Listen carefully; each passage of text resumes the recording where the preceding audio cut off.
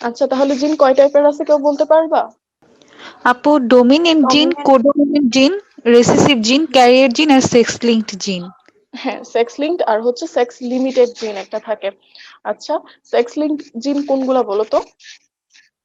Sex link জিন হচ্ছে কি যেগুলো তোমার এক্স আর ওয়াই ক্রোমোজোমে যে জিন গুলা থাকবে বা ওইখান থেকে ওই ক্রোমোজোম থেকে যে জিন গুলা আসবে ওগুলাকে বলা হয় সেক্স লিঙ্কড জিন। আচ্ছা, সেক্স লিমিটেড জিন এটা কি বলতে পারবা? সেক্স লিমিটেড জিন কাকে বলে কেউ বলতে পারবা? আচ্ছা, সেক্স তো লিমিটেড আপু জিন এগুলি কোন বইয়ের মধ্যে পাবো এই বইগুলি? এগুলা কোনটা? কখন আমি আচ্ছা, এগুলা পড়ি নাই, কখনো শুনলাম না। ও আচ্ছা, এটা হচ্ছে কি তুমি তোমার গাইডেও পাবা অথবা হচ্ছে কি একে দত্ত এর একটা এমব্রায়োলজি বই আছে ওইখানেও পাবা, বা জেনেটিক্স। তোমার তো জেনেটিক্স মেইনলি হচ্ছে কি ইয়ার সাবজেক্ট, বুঝছো? বায়োকেমিস্ট্রির পার্ট, তো ওইখানেও পাবা। বায়োকেমিস্ট্রিতে যে জেনেটিক্স পার্টটা আছে ওইখানেও পাবা। ঠিক আছে, তাহলে আমি পরবর্তীতে বলি। আচ্ছা, সেক্স লিমিটেড জিন যেটা সেটা হচ্ছে কি সেটা কোন একটা মানে কোনো একটা জেন্ডারে লিমিটেড থাকবে। যেমন কিছু জিন আছে যেটা শুধুমাত্র ছেলেদের ক্ষেত্রে পাওয়া যায়, বা কিছু জিন শুধুমাত্র মেয়েদের ক্ষেত্রে পাওয়া যায়। যেমন ধরো এস আর ওয়াই জিন, এটা শুধুমাত্র ছেলেদের ক্ষেত্রে পাওয়া যায়। তো এই ক্ষেত্রে এটাকে বলা হয় সেক্স লিমিটেড জিন। আচ্ছা, এতটুকুই। আর হচ্ছে কোডন এলিল লোকাস, এগুলো জাস্ট ডেফিনেশনটা একটু পড়ে রাখলে হবে, স্যাররা জিজ্ঞেস করতে পারে। আচ্ছা, তোমরা তো কোডন এলিল লোকাস এগুলো তো পারবা, আমাকে কি ডেফিনেশনটা বলতে হবে? না। আচ্ছা, জিনোম এন্ড জিনোটাইপ। জি আপু, পারবো এগুলো। আচ্ছা, এবার আসো জেনেটিক ডিসঅর্ডার। জেনেটিক ডিসঅর্ডারকে তোমার 4 ভাগে ভাগ করা হয়, দেখি কেউ একজন বলো তো কি কি ভাগে ভাগ করা হয়। যদিও বা এটা তোমার মেইনলি লাগে বায়োকেমিস্ট্রিতে, এটা এমব্রায়োলজিতে তেমন আসে না। সাইটোজেনেটিক, মেন্ডেলিয়ান, নন মেন্ডেলিয়ান, আর একটা হচ্ছে মাল্টিফ্যাক্টোরিয়াল। মাল্টিফ্যাক্টোরিয়াল। আচ্ছা, নন মেন্ডেলিয়ান ইনহেরিটেন্স এর একটা এক্সাম্পল দিতে পারবা? আচ্ছা, নন মেন্ডেলিয়ান ইনহেরিটেন্স বলতে কি বোঝায় কেউ বলতে মোজাইসিজম। পারবা? না, এটা আসলে আচ্ছা আমি বলি। তাহলে জেনেটিক ডিসঅর্ডারকে আমরা 4 ভাগে ভাগ করা হয়: সাইটোপ্লাজমিক, তারপর সরি ক্রোমোজোমাল, তারপর হচ্ছে মেন্ডেলিয়ান, মাল্টিফ্যাক্টোরিয়াল আর হচ্ছে নন মেন্ডেলিয়ান।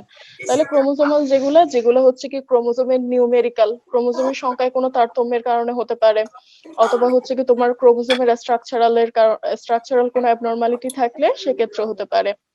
ঠিক আছে, আমি কি বেশি জোরে বলতেছি? আমি কি বেশি স্পিডে বলতেছি? না আপু, ঠিক আছে। না আপু, সমস্যা নেই, আপনি বলেন। আচ্ছা, ঠিক আছে। তাহলে নিউমেরিক্যাল কি কি হতে পারে, যে আমরা তোমার এনিওপ্লয়েডে হতে পারে, পলিপ্লয়েডে হতে পারে। কেউ কি বলতে পারবা এনিওপ্লয়েডি মানে কি আর পলিপ্লয়েডি মানে কি? আপু অ্যানিপ্লয়েডি মানে হচ্ছে যে ক্রোমোজোম একটা লস কিংবা গেইন হইলে, আর হুম। প্লুইপলিডি মানে হচ্ছে যে আহ, মানে হলো গিয়ে মোর দেন টু সেটস অফ ক্রোমোজোম যদি থাকে একটা সেলের ভিতরে, তাহলে সেই ক্ষেত্রে বলা হয় থাকে প্লুইপয়েডি। হ্যাঁ, সেটাই, যে অ্যানিওপ্লয়েডি মানে আমার একটা ক্রোমোজোমের সমস্যা হবে, মানে একটা ক্রোমোজোম জোড়ায় সমস্যা হবে। আর পলিপ্লয়েডি মানে এন্টায়ারলি ক্রোমোজোম, যেটা এন্টায়ারলি জিনোম যেটা আছে ওটাই চেঞ্জ হয়ে যাবে। ঠিক আছে। তারপরে স্ট্রাকচারাল কি কি হতে পারে, ট্রান্সলোকেশন হতে পারে, ডিলেশন হতে পারে। ট্রান্সলোকেশন মানে কোনো নিউক্লিওটাইড ইয়ে করতে পারে, এক ক্রোমোজোম থেকে অন্য ক্রোমোজোমে চলে যেতে পারে। তারপর কোনো নিউক্লিওটাইড হচ্ছে কি ক্রোমোজোম থেকে ডিলেট হয়ে যেতে পারে, এটাকে বলা হয় ডিলেশন। অথবা ক্রোমোজোমের সাথে এন্টার হতে পারে, এটাকে বলা হয় ইনসারশন, ইনভার্সন, এগুলো হতে পারে। আর এগুলোতে গেলে হচ্ছে ক্রোমোজোমাল অ্যাবনর্মালিটিস। এরপর মেন্ডেলিয়ান ডিসঅর্ডার। মেন্ডেলিয়ান ডিসঅর্ডার বলতে মেন্ডেলের যে দুইটা সূত্র আমরা ইন্টারে পড়ে এসেছিলাম, এই দুইটা সূত্র যেই ডিজিজ গুলো মেনে চলে ওদেরকে বলা হয় মেন্ডেলিয়ান ডিসঅর্ডার। ঠিক আছে। তো মেন্ডেলিয়ান ডিসঅর্ডার তোমার দুই ধরনের হতে পারে, একটা হচ্ছে অটোজোমাল ইনহেরিটেন্স আর একটা হচ্ছে কি সেক্স ক্রোমোজোমাল ইনহেরিটেন্স। তো অটোজোমাল ডিজিজের মধ্যে কি কি থাকবে কেউ বলতে পারবা? অটোজোমাল ইনহেরিটেন্স কয় ধরনের অটোজোমাল হতে পারে? Autosomal recessive. অটোজোমাল ডমিন্যান্ট আর অটোজোমাল রিসেসিভ, দুইটার একটা মানে কয়েকটা করে এক্সাম্পল দেখে নিও, যদিও এটা বায়োকেমিস্ট্রিতেই রাখবে। আর সেক্স লিঙ্কড ইনহেরিটেন্স এটা আমরা তখন থেকেই জানি, এক্স লিঙ্কড হতে পারে বা ওয়াই লিঙ্কড হতে পারে। এবার আসি মাল্টিফ্যাক্টোরিয়াল ডিসঅর্ডার। মাল্টিফ্যাক্টোরিয়াল ডিসঅর্ডার মানে এখানে শুধুমাত্র জিনগত ব্যাপারটা থাকবে না, এখানে পরিবেশের একটা প্রভাব থাকবে, লাইফস্টাইলের একটা প্রভাব থাকবে, মানে সবগুলো মিলাই অনেকগুলো ফ্যাক্টর যখন কাজ করবে তখন এটাকে বলা হয় মাল্টিফ্যাক্টোরিয়াল ডিসঅর্ডার। কেউ কি একটা মাল্টিফ্যাক্টোরিয়াল ডিসঅর্ডারের এক্সাম্পল দিতে পারবা? ও হাইপারটেনশন, ডায়াবেটিস মেলাইটাস। হ্যাঁ, শুধু হাইপারটেনশন এটাকে আসলে এসেনশিয়াল হাইপারটেনশন বলা হয়। ঠিক আছে? তাহলে essential hypertension, diabetes mellitus, coronary heart disease এগুলো হচ্ছে মাল্টিফ্যাক্টরিয়াল ডিসঅর্ডার। আর নন মেন্ডেলিয়ান ইনহেরিটেন্স বলতে যেগুলো হচ্ছে তোমার মানবে না, কোনো ধরনের মেন্ডেলের লটা ফলো করবে না। আর এটা মেইনলি হয় মাইটোকন্ড্রিয়াল ক্ষেত্রে, মাইটোকন্ড্রিয়াল যে ডিসঅর্ডার গুলো থাকে সেক্ষেত্রে হচ্ছে এটা হয়ে থাকে। আচ্ছা বলো তো, মাইটোকন্ড্রিয়াটা আমরা কার কাছ থেকে পেয়ে থাকি? মায়ের কাছ থেকে নাকি বাবার কাছ থেকে? ম্যাটারনাল। হ্যাঁ, ম্যাটারনাল মাইটোকন্ড্রিয়াটা পেয়ে থাকি। আচ্ছা, এই যে জেনেটিক ডিসঅর্ডার, এখানে তোমার যে নিউমেরিক্যাল যে অ্যাবনরমালিটিস গুলো হয় সেগুলো মেইনলি হয় নন ডিসজাংশনের কারণে। আচ্ছা, কেউ একজন বলো তো নন ডিসজাংশন জিনিসটা কি? সিস্টার আর নন সিস্টার ক্রোমাটিড গুলো যে আলাদা হয় সেটা যদি ঠিক মতো না হতে পারে তখন নন হ্যাঁ হ্যাঁ, এটা হচ্ছে কি আমরা কি জানি অ্যানাফেজ পর্যায়ে হচ্ছে সিস্টার, তোমার মাইটোসিস হলে সিস্টার ক্রোমাটিড গুলা, অথবা হচ্ছে মিওসিসের ক্ষেত্রে নন সিস্টার ক্রোমাটিড গুলা আলাদা হয়ে যায়। তো এখন ওরা যদি আলাদা হতে না পারে সেক্ষেত্রে একটা ডটার সেলে ক্রোমোজোম নাম্বার বেড়ে যাবে। ঠিক আছে, ওটাকে বলা হয় ট্রাইসেমি। একটা ক্রোমোজোম নাম্বার বেড়ে যাবে, ওটাকে বলা হয় ট্রাইসোমি। আর একটা ডটার সেলে হচ্ছে একটা ক্রোমোজোম নাম্বার কমে যাবে, এটাকে বলা হয় মনোসোমি। ঠিক আছে। আচ্ছা, এবার বলতো এই যে ধরো মাইটোটিক যে নন ডিসজাংশন আছে, এটা যদি অ্যাডাল্টের ক্ষেত্রে হয় সেক্ষেত্রে কি কোনো সমস্যা হবে? ধরো কোনো অ্যাডাল্ট বা আমাদের কারোর ক্ষেত্রে হচ্ছে মাইটোটিক নন ডিসজাংশন হলো, সেক্ষেত্রে কি এটা কোনো সমস্যা করবে আমাদের? কোনো অ্যাডাল্টের সমস্যা হয় না বেশি, কিন্তু বাচ্চাদের ক্ষেত্রে সমস্যা বেশি না। হ্যাঁ হ্যাঁ, অ্যাডাল্টে কোনো সমস্যা হবে না, কিন্তু ক্লিভেজের সময় যদি হয়, আমরা তো জানি ক্লিভেজ হচ্ছে কি প্রথম যে সেল ডিভিশন, জাইগোটের ফার্স্ট ডিভিশনটাকে বলা হয় ক্লিভেজ। ওই সময় যদি হয় তখন যে দুইটা সেল তৈরি হবে ওদের থেকে একটু পরবর্তীতে তোমার বডিটা ডেভেলপ করে। তো ওই সময় 50% সেলে হচ্ছে কি ট্রাইসেমি হবে, 50% সেলে হবে মনোসোমি। এই জিনিসটাকে কি বলা হয় বলো তো? মোজাইসিজম। হ্যাঁ, এটাকে বলা হয় মোসাইকিজম। আচ্ছা, এবার মাইটোসিস তো গেল, এবার আসো মিওসিসে। তাহলে মিওসিসে দুই জায়গায় হতে পারে, হয় মিওসিস 1 হবে অথবা মিওসিস 2 তে হবে। মিওসিস 1 এ যদি নন ডিসজাংশন হয়, দেখো সেক্ষেত্রে হচ্ছে আমার দুইটা সেল থাকবে, দুইটা সেলে আমি ট্রাইসেমি পাবো, দুইটা সেলে মনোসোমি পাবো। আর যদি মিওসিস 2 তে নন ডিসজাংশন হয় সেক্ষেত্রে আমি একটা সেলে পাবো ট্রাইসেমি, একটা সেলে মনোসোমি, বাকি দুইটা সেল নর্মাল থাকবে। আচ্ছা, এই ক্ষেত্রে জেনেটিক ডিসঅর্ডার আরেকটা কারণে হতে পারে, ওটাকে বলা হয় অ্যানাফেজ ল্যাগ। কেউ কি বলতে পারবে অ্যানাফেজ ল্যাগ কাকে বলে? আচ্ছা আচ্ছা, অ্যানাফেজ ল্যাগ হচ্ছে কি সাধারণত আমরা কি জানি ক্রোমোজোম গুলা হচ্ছে কি অ্যানাফেজ পর্যায়ে হচ্ছে কি দুই ভাগ হয়ে যায়, তারপর স্পিন্ডল যন্ত্রে দুই মেরুতে চলে যায়। এখন ধরো একটা ক্রোমোজোম অপর মেরুতে পৌঁছাতে পারলো না। ঠিক আছে, ধরো এখানে যে দুই ভাগ হয়ে যাচ্ছে সে দুইটা মেরুতে পৌঁছে যাচ্ছে, এখন একটা ক্রোমোজোম ধরো এখানে পৌঁছাতে পারলো না, সেক্ষেত্রে কি হবে? একটা ক্রোমোজোমে তোমার ইউপ্লয়েডি মানে নর্মাল ক্রোমোজোমাল কনস্টিটিউয়েন্ট থাকবে, আর একটা সেলে হচ্ছে তোমার থাকবে, মনোসোমি হবে। তো এই জিনিসটাকে বলা হয় অ্যানাফেজ ল্যাগ। মানে অ্যানাফেজ ল্যাগ মানে তো পিছনে পড়ে থাকা। তো একটা ক্রোমোজোম যদি পিছনে পড়ে যায় সেক্ষেত্রে ওটাকে বলা হয় অ্যানাফেজ ল্যাগ। আর এটার ফলে হচ্ছে কি একটা সেল তোমার নর্মাল থাকবে, আর অন্য একটা সেলে হচ্ছে মনোসোমি দেখা যাবে। আচ্ছা, তারপর এখান থেকে আর যেগুলো যে তিনটা সিনড্রোম আছে এগুলো একটু পড়ে রাখলে ভালো। আচ্ছা বলো, ডাউন সিনড্রোম কেন হয়ে থাকে? আপু ক্রোমোজোমাল অ্যাবনরমালিটিস এর কারণে, যে ট্রাইসোমি, এই জন্য। হ্যাঁ, ট্রাইসেমি কয় নাম্বার ক্রোমোজোমটার কারণে? 21। হ্যাঁ, ট্রাইসেমি 21 21। হলে সেটা, হ্যাঁ ট্রাইসেমি 21 হলে সেটাকে বলা হয় ডাউন সিনড্রোম। আচ্ছা বলো তো, ট্রাইসেমি 18 নাম্বার ক্রোমোজোমের তিনটা কপি পাওয়া গেলে এডওয়ার্ড। তখন ওটা এডওয়ার্ড। আর ট্রাইসেমি 18, আপু ট্রাইজোমি 18 হচ্ছে এডওয়ার্ড, আর সরি ট্রাইজোমি 13 যেটা সেটা ফাটাও। হ্যাঁ, পার্টস ডিজিজ। 13টা আপু টার্নার সিনড্রোম। না না, না, ট্রাইজোমি 13 প্যাটাও। তোমার ওটা হচ্ছে মনোসোমি, মনোসোমি সেক্স ক্রোমোজোমের যে মনোসোমি ওটাকে বলা হয় তোমার টার্নার সিনড্রোম। আচ্ছা, ওটাতে আসতেছে পরে। তাহলে দেখো এখানে তোমার তিন তিন ধরনের কারণ থাকতে পারে, ট্রাইসেমি হতে পারে, অথবা ট্রান্সলোকেশন হতে পারে, অথবা মোসাইকিজম হতে পারে। আচ্ছা, ডাউন সিনড্রোমের ইয়েগুলা কেউ বলতে পারবা? সিমটমস গুলা কি কেউ বলতে পারবা? আমরা কিন্তু একটা, হ্যাঁ আমরা কিন্তু দেখেই বুঝতে পারি যে একটা মানুষ সে কি ডাউন সিনড্রোমে আক্রান্ত কিনা এটা কিন্তু আমরা দেখেই বুঝতে পারি। কিভাবে বুঝি বলতো? একজন মানুষকে আমি দেখে মেন্টাল কিভাবে বুঝবো? রিটার্ডেশন, হুম? না, ওটা তো মেন্টাল মেন্টাল রিটার্ডেশন বোঝার জন্য তো আমার তার সাথে কথা বলতে হবে। Moon face. হ্যাঁ, ওর হচ্ছে কি থাকে, ওর ফেসটা অনেকটা গোলগাল হয়, মঙ্গলয়েড ফেস হয়। তাহলে এই যে মঙ্গলয়েড ফেস, এটা দেখতে পারি, অথবা ওর সিমিয়ান ক্রিজ দেখে, এসব দেখে আমরা বুঝতে পারি যে একজন সে ডাউন সিনড্রোমে আক্রান্ত আর কি। আচ্ছা, দেখে এবার সিমটম গুলা বলো কেউ একজন।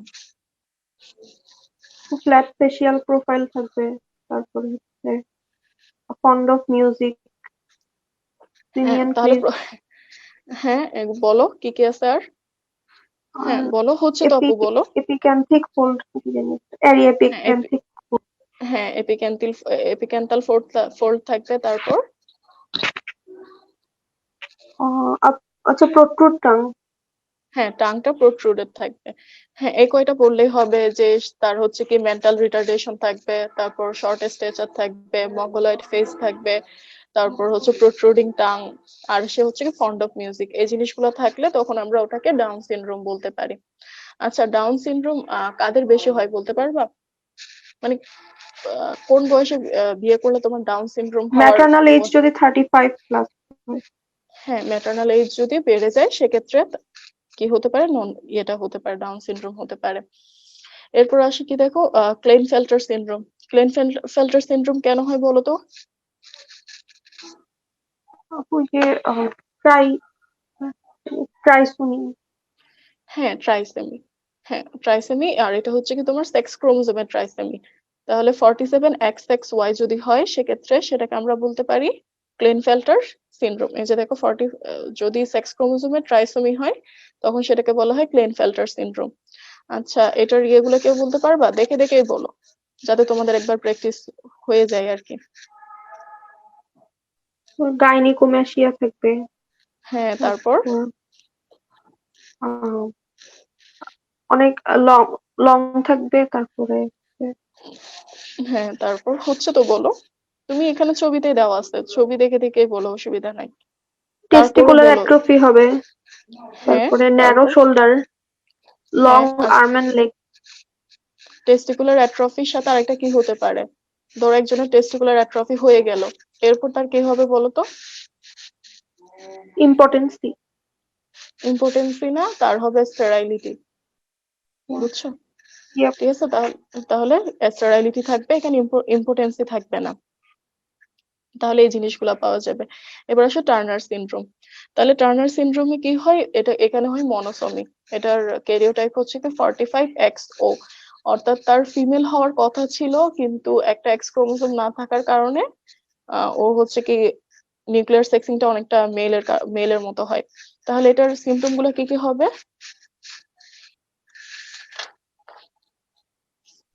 ওয়েবি নেক, শর্ট স্ট্যাচার, তারপর হচ্ছে ওয়াইডলি স্পেস নিপল, হ্যাঁ হচ্ছে, তারপর কোয়ার্কেশন অফ অ্যাওর্টা, হ্যাঁ তারপর তারপর নো মেনস্ট্রুয়েশন। হ্যাঁ নো মেনস্ট্রুয়েশন। আচ্ছা, এখানে মেনস্ট্রুয়েশন কেন হবে না বলো তো? তো গোনাড নাই। হ্যাঁ গোনাডাল ডিসজেনেসিস অথবা গোনাডাল এজেনেসিস হবে, এই জন্য এখানে কোনো ধরনের মেনস্ট্রুয়েশন হবে না। ঠিক আছে, তাহলে এর মধ্যে তোমার এমব্রায়োলজির জন্য লাগে হচ্ছে কি ডাউন সিনড্রোমটাই হচ্ছে কি বেশিবার আসছে, তো এটা একটু পড়ে নিও, বাকিগুলাও একটু পড়ে নিলে হবে। আচ্ছা, এরপর মেন্ডেলস ল, ইচ্ছা করলে পড়তে টার্নার পারো, না পারো। সিনড্রোমের স্লাইডটা একটু দিতে। হ্যাঁ বলো। টার্নার সিনড্রোম আমি তো স্লাইড দিয়ে দিব একসাথে। আচ্ছা স্লাইডটা যখন তোমাদের গ্রুপে শেয়ার করা হবে তখন ওখান থেকে ইয়ে নিয়ে নিও, ঠিক আছে? ইয়ে, আচ্ছা ঠিক আছে, তাহলে তাহলে আর মেন্ডেলস ল, ডিএনএ রেপ্লিকেশন, এগুলো তোমার মেইনলি লাগে হচ্ছে কি বায়োকেমিস্ট্রির জন্য। আচ্ছা এবার আসো বারবরি। বারবরি কাকে বলে বলো তো? ইনঅ্যাক্টিভ এক্স ক্রোমোসোম ইন হ্যাঁ বুঝি ফিমেল, নাই। হ্যাঁ বলো। ইনঅ্যাক্টিভ এক্স ক্রোমোসোম ইন হ্যাঁ যে ফিমেল। হ্যাঁ যে দুইটা আমাদের কি থাকে, দুইটা এক্স ক্রোমোসোম থাকে, এর মধ্যে একটা যদি ইনঅ্যাক্টিভ থাকে তাহলে সেটাকে বলা হয় বারবরি। আচ্ছা বলো তো বারবরির ফিচারটা কিরকম হবে? বারবরিটা দেখতে কিরকম আমরা কিন্তু আপু জানি কয়েলড যে হবে বেশি, সেজন্য সে হ্যাঁ ইনঅ্যাক্টিভ। হ্যাঁ highly coiled are highly coiled heterochromatin. তাহলে যেটা নন ফাংশনাল ক্রোমোজোমের যে অংশটা নন ফাংশনাল ওটাকে আমরা বলি হেটারোক্রোমাটিন। আচ্ছা যে অংশটা ফাংশনাল ওটাকে কি বলা হয় বলো তো? ক্রোমাটিন। ইউক্রোমাটিন। ঠিক আছে। আচ্ছা আচ্ছা বারবরি কি পরিমাণ আছে এটা আমরা কিভাবে নির্ণয় করব? Total number of x chromosome -1। হ্যাঁ total number of x chromosome -1। তাহলে নর্মাল ফিমেল যদি তার জেনেটিক কনস্টিটিউশন এক্স এক্স হয় তাহলে তার বারবরি থাকবে কয়টা? একটা। একটা। আচ্ছা আর একটা হচ্ছে কি ধর একটা মেল যার হচ্ছে ক্লেইনফেল্টার সিনড্রোম, মেলে সাধারণত বারবরি থাকে না কিন্তু তার ক্লেইনফেল্টার সিনড্রোম হয়েছে, সেক্ষেত্রে কি তার বারবরি থাকতে পারে? হ্যাঁ থাকবে, তখন থাকবে, একটা হ্যাঁ। থাকবে। আচ্ছা আর তোমরা কি সুপার ফিমেল রোগটার নাম শুনছো? ট্রিপল এক্স, সেখানে হ্যাঁ 2টা থাকবে। হ্যাঁ, ওটাকে বলা হয় ট্রিপল এক্স সিনড্রোম অথবা সুপার ফিমেল। তাহলে ওদের ক্ষেত্রে বারবরি কয়টা থাকবে? 2টা থাকবে। আচ্ছা আর বারবরিটা আমরা কোন জায়গা থেকে ডিটেক্ট করব বলো তো? বারবরি ডিটেক্ট করার জন্য আমার কোন কোন জায়গা থেকে সোয়াব নিতে হবে বা কোন কোন ইয়েগুলা স্যাম্পল গুলা আমি ইউজ করব? জানি না এটা। এটা হচ্ছে আপু ওই যে বাকখাল। ব্লাড স্মেয়ার আর হচ্ছে যে cell lining the internal surface of cheeks, এই হ্যাঁ দুটো হ্যাঁ থেকে নিতে হবে। হ্যাঁ ভেরি গুড, এই দুইটা থেকে নিতে হবে, যে বাক্কাল মিউকাস মেমব্রেন আর হচ্ছে কি তোমার ব্লাড স্যাম্পল নিতে হবে। আচ্ছা আর এই যে ম্যালফরমেশন, ডিফরমেশন, ডিসরাপশন, ঠিক আছে তোমরা তোমরা কি বলতে পারবা কোনটা ম্যালফরমেশন বা কোনটা ডিফরমেশন আর কোনটা ডিসরাপশন বলি আমরা? কারোর আইডিয়া নাই? আচ্ছা আপু ম্যালফরমেশন, হ্যাঁ বলো, হ্যাঁ বলো। না থাক আপু, বলেন, আপনি বলে দেন। না না তুমি বলো, বলে ফেলো, অসুবিধা নাই। তোমরা বললে, তোমরা নিজেরা বললে তোমাদের বেশি মনে থাকবে আমি বলার চেয়েও। বলে ফেলো, যেটা পারো বলে ফেলো, এখানে ভুল হলে তো অসুবিধা নাই, তোমার প্রফ না এটা। ঠিক আছে বলে ফেলো। আর যদি তুমি যত বেশি বলবা তুমি ভাইবাতে তত বেশি পারবা। আপু ওই যে ম্যালফরমেশন বলতে আর কি, যে হলো গিয়ে মানে যতটুকু ফর্ম হওয়ার কথা ছিল এর থেকে আর কি কি বলবো, হ্যাঁ মানে ওইরকম ফর্ম হয় নাই, ম্যালফর্মড হয় ওই জায়গাটা মানে। হ্যাঁ যেরকম হওয়ার কথা ছিল ওরকম হয়নি। ঠিক আছে, হ্যাঁ হ্যাঁ। তখন এটাকে বলা হয় ম্যালফরমেশন, অর্থাৎ এটা তোমার কমপ্লিট অর পার্শিয়াল অ্যাবসেন্স থাকতে পারে, অথবা হচ্ছে কি ধরো যে স্ট্রাকচারটার মধ্যে কিছু স্ট্রাকচারাল অ্যাবনর্মালিটি থাকতে পারে, তাহলে এটা হচ্ছে ম্যালফরমেশন। আর ডিফরমেশন হচ্ছে কি তোমার যদি ধরো বাচ্চাটা পেটে থাকা অবস্থায় ওর উপর যদি কোনো মেকানিক্যাল ফোর্স দীর্ঘ সময় ধরে পড়ে, তখন যদি ওর অর্গানে কোনো সমস্যা হয় তখন ওটাকে বলা হয় ডিফরমেশন। ঠিক আছে। ওখানে আর মেকানিক্যাল ফোর্স বলতে কি বোঝাচ্ছে? মেকানিক্যাল ফোর্স ধরো ওর উপর চাপ পড়লো, ঠিক আছে, ধরো মা হচ্ছে কি প্রলংড টাইম উপর হয়ে শুয়ে থাকলো, চাপও বুঝছি, অর্গানস গুলা যখন চাপ দিই। হ্যাঁ তখন যে বাচ্চার উপর একটা চাপ পড়লে না প্রলংড অবস্থায়, প্রলংড পিরিয়ড নর্মালি কিন্তু হবে না।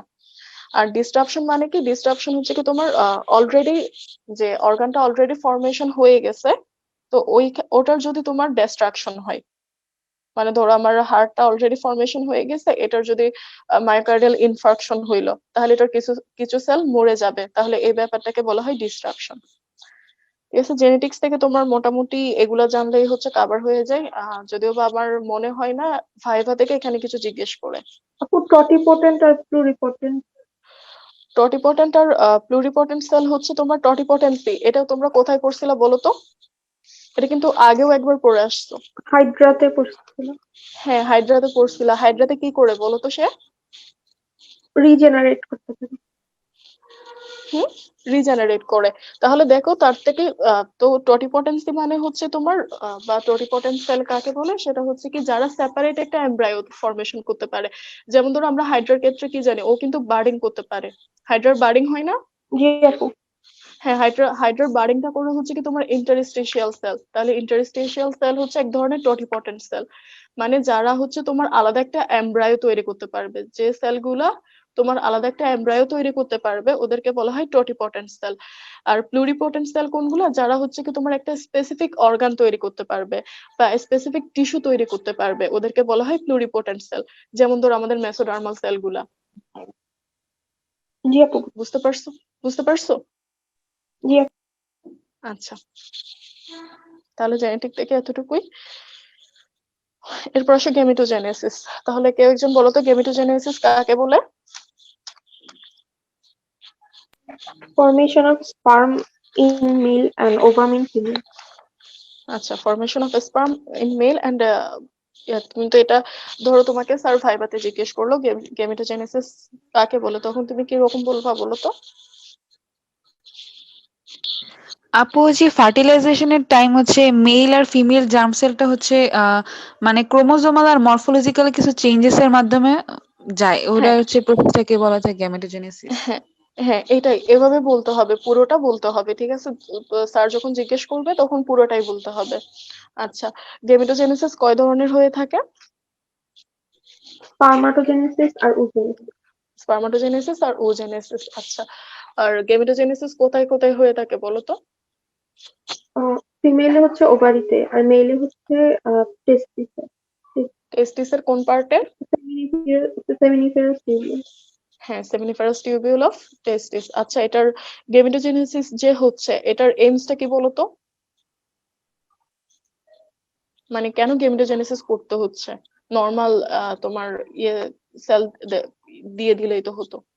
ফার্টিলাইজেশনের জন্য আর হচ্ছে বডি সেলের ক্রোমোজোম নাম্বার 46 থাকে, কিন্তু হ্যাঁ, স্পার্ম আর ওভাম এগুলোতে হচ্ছে 23 করতে হয়। হ্যাঁ, এটা হচ্ছে কি ক্রোমোজোমাল নাম্বারটাকে হচ্ছে তোমার ইয়ে রাখার জন্য, কনস্ট্যান্ট রাখার জন্য, ঠিক আছে? যদি ধরো আমার বাবা মাতে হচ্ছে কি 46টা ক্রোমোজোম, এখন ইয়ে হলো না, গেমেটোজেনেসিস হলো না, সেক্ষেত্রে আমার হয়ে যাবে কয়টা? 46 ইন্টু 2 কত হয়? 92। 92 কি ঠিক আছে? আসলে মেডিকেলে জি আপু, পড়তে পড়তে 92। ম্যাথ করি না অনেকদিন, এই জন্য। তাহলে 92টা ক্রোমোজোম, এরপর এটা হয়তো 4 গুণ হয়ে যাবে, তাহলে এরকম যেন না হয় এই জন্য হচ্ছে গেমেটোজেনেসিসটা হয়। আচ্ছা, এবার বলে স্পার্মাটোজেনেসিস কাকে বলে? আপু formation of spermatozoa in the টেস্টিস, এটাই স্পার্মাটোজেনেসিস। হ্যাঁ, এটা স্পার্মাটোজেনেসিস। স্পার্মাটোজেনেসিসের জন্য টেম্পারেচার কত লাগে বলো তো? 32 to 34 ডিগ্রি। হ্যাঁ, ইউজুয়ালি হচ্ছে কি আমরা তো জানি স্ক্রোটাল টেম্পারেচার অ্যাবডোমিনাল টেম্পারেচার চাইতে কত গুণ কম থাকে? আপু 4 ডিগ্রি। হ্যাঁ, 4 ডিগ্রি। তাহলে নর্মাল বডি টেম্পারেচার যদি 37 থেকে 38 হয়, তাহলে এর জন্য হচ্ছে 32 থেকে 33 রাখবে। আর স্পার্মাটোজেনেসিস পুরোপুরি হয়ে যেতে কয়দিন লাগবে? 74 days. 74 ডেজ। 74 ডেজ। আচ্ছা, এগুলো তোমার ভাইভাতে জিজ্ঞেস করতে পারে। এবার রিটেনে হচ্ছে কি স্পার্মাটোজেনেসিস এর কয়টা স্টেজ আছে এটা লাগবে। আচ্ছা, বলো স্পার্মাটোজেনেসিস এ কয়টা স্টেজ থাকে? আপু স্টেজ তো দুইটাই থাকে, যে প্রলিফারেটিভ স্টেজ আর হচ্ছে ম্যাচুরেশন স্টেজটা। হ্যাঁ, এভাবে। আর তুমি বইয়ের যদি লিখতে চাও তাহলে ওটা হচ্ছে কি তোমার তিনটা: স্পার্মাটোসাইটোসিস, তারপর হচ্ছে মিওসিস সেল ডিভিশন, আর হচ্ছে আর স্পার্মিওজেনেসিস। ঠিক আছে, তোমার প্রলিফারেশনের পার্ট হচ্ছে দুইটা, একটা হচ্ছে স্পার্মাটোসাইটোসিস আর হচ্ছে মিওসিস সেল ডিভিশন, আর ম্যাচুরেশন যেটা আছে সেটার পার্ট হচ্ছে স্পার্মিওজেনেসিস। তোমাকে কিন্তু তিনটাই লিখতে হবে। তাহলে আমরা জানি সেমিনিফেরাস টিউবিউলার বেসমেন্ট মেমব্রেনের দিকে কোন সেল থাকে বলো তো? স্পার্মাটোগোনিয়াম। না, ওইখানে তোমার থাকবে প্রাইমোর্ডিয়াল জার্ম সেল। তাহলে আমাদের শুরু করতে হবে স্পার্মাটোজেনেসিস শুরু করতে হবে প্রাইমোর্ডিয়াল জার্ম সেল থেকে। তাহলে প্রাইমোর্ডিয়াল জার্ম সেল যেটা আছে সেটা হচ্ছে কি তোমার প্রথমত ডিফারেন্সিয়েট হয়ে ডিফারেন্সিয়েট হয়ে তোমার কিসে কনভার্ট হবে? টাইপ এ স্পার্মাটোগোনিয়া। তারপর টাইপ এ স্পার্মাটোগোনিয়া ডিভাইড হয়ে হচ্ছে টাইপ বি স্পার্মাটোগোনিয়া ফরমেশন করবে। তারপর স্পার্মাটোগোনিয়াম থেকে তোমার আসবে কি প্রাইমারি স্পার্মাটোসাইট। এই প্রাইমারি স্পার্মাটোসাইটের মিওসিসটা হবে। ঠিক আছে, তাহলে প্রাইমারি স্পার্মাটোসাইটে মিওসিস হওয়ার পর সেখান থেকে দুইটা সেকেন্ডারি স্পার্মাটোসাইট আসবে। তারপর মিওসিস 2 হওয়ার পর সেখান থেকে স্পার্মাটিড আসবে। আর ফাইনালি স্পার্মিওজেনেসিস এর মাধ্যমে কে ফরমেশন হবে? স্পার্ম ফরমেশন হবে। তো এখানে যেটা জানা লাগবে সেটা হচ্ছে কি এইখানে যে সেলগুলো আছে স্পার্মাটোগোনিয়া বা স্পার্মাটিড, এর মধ্যে কোনগুলো ডিপ্লয়েড সেল আর কোনগুলো হ্যাপ্লয়েড সেল? দেখি কেউ একজন বলো এখানে কোনগুলো ডিপ্লয়েড আর কোনগুলো হ্যাপ্লয়েড সেল?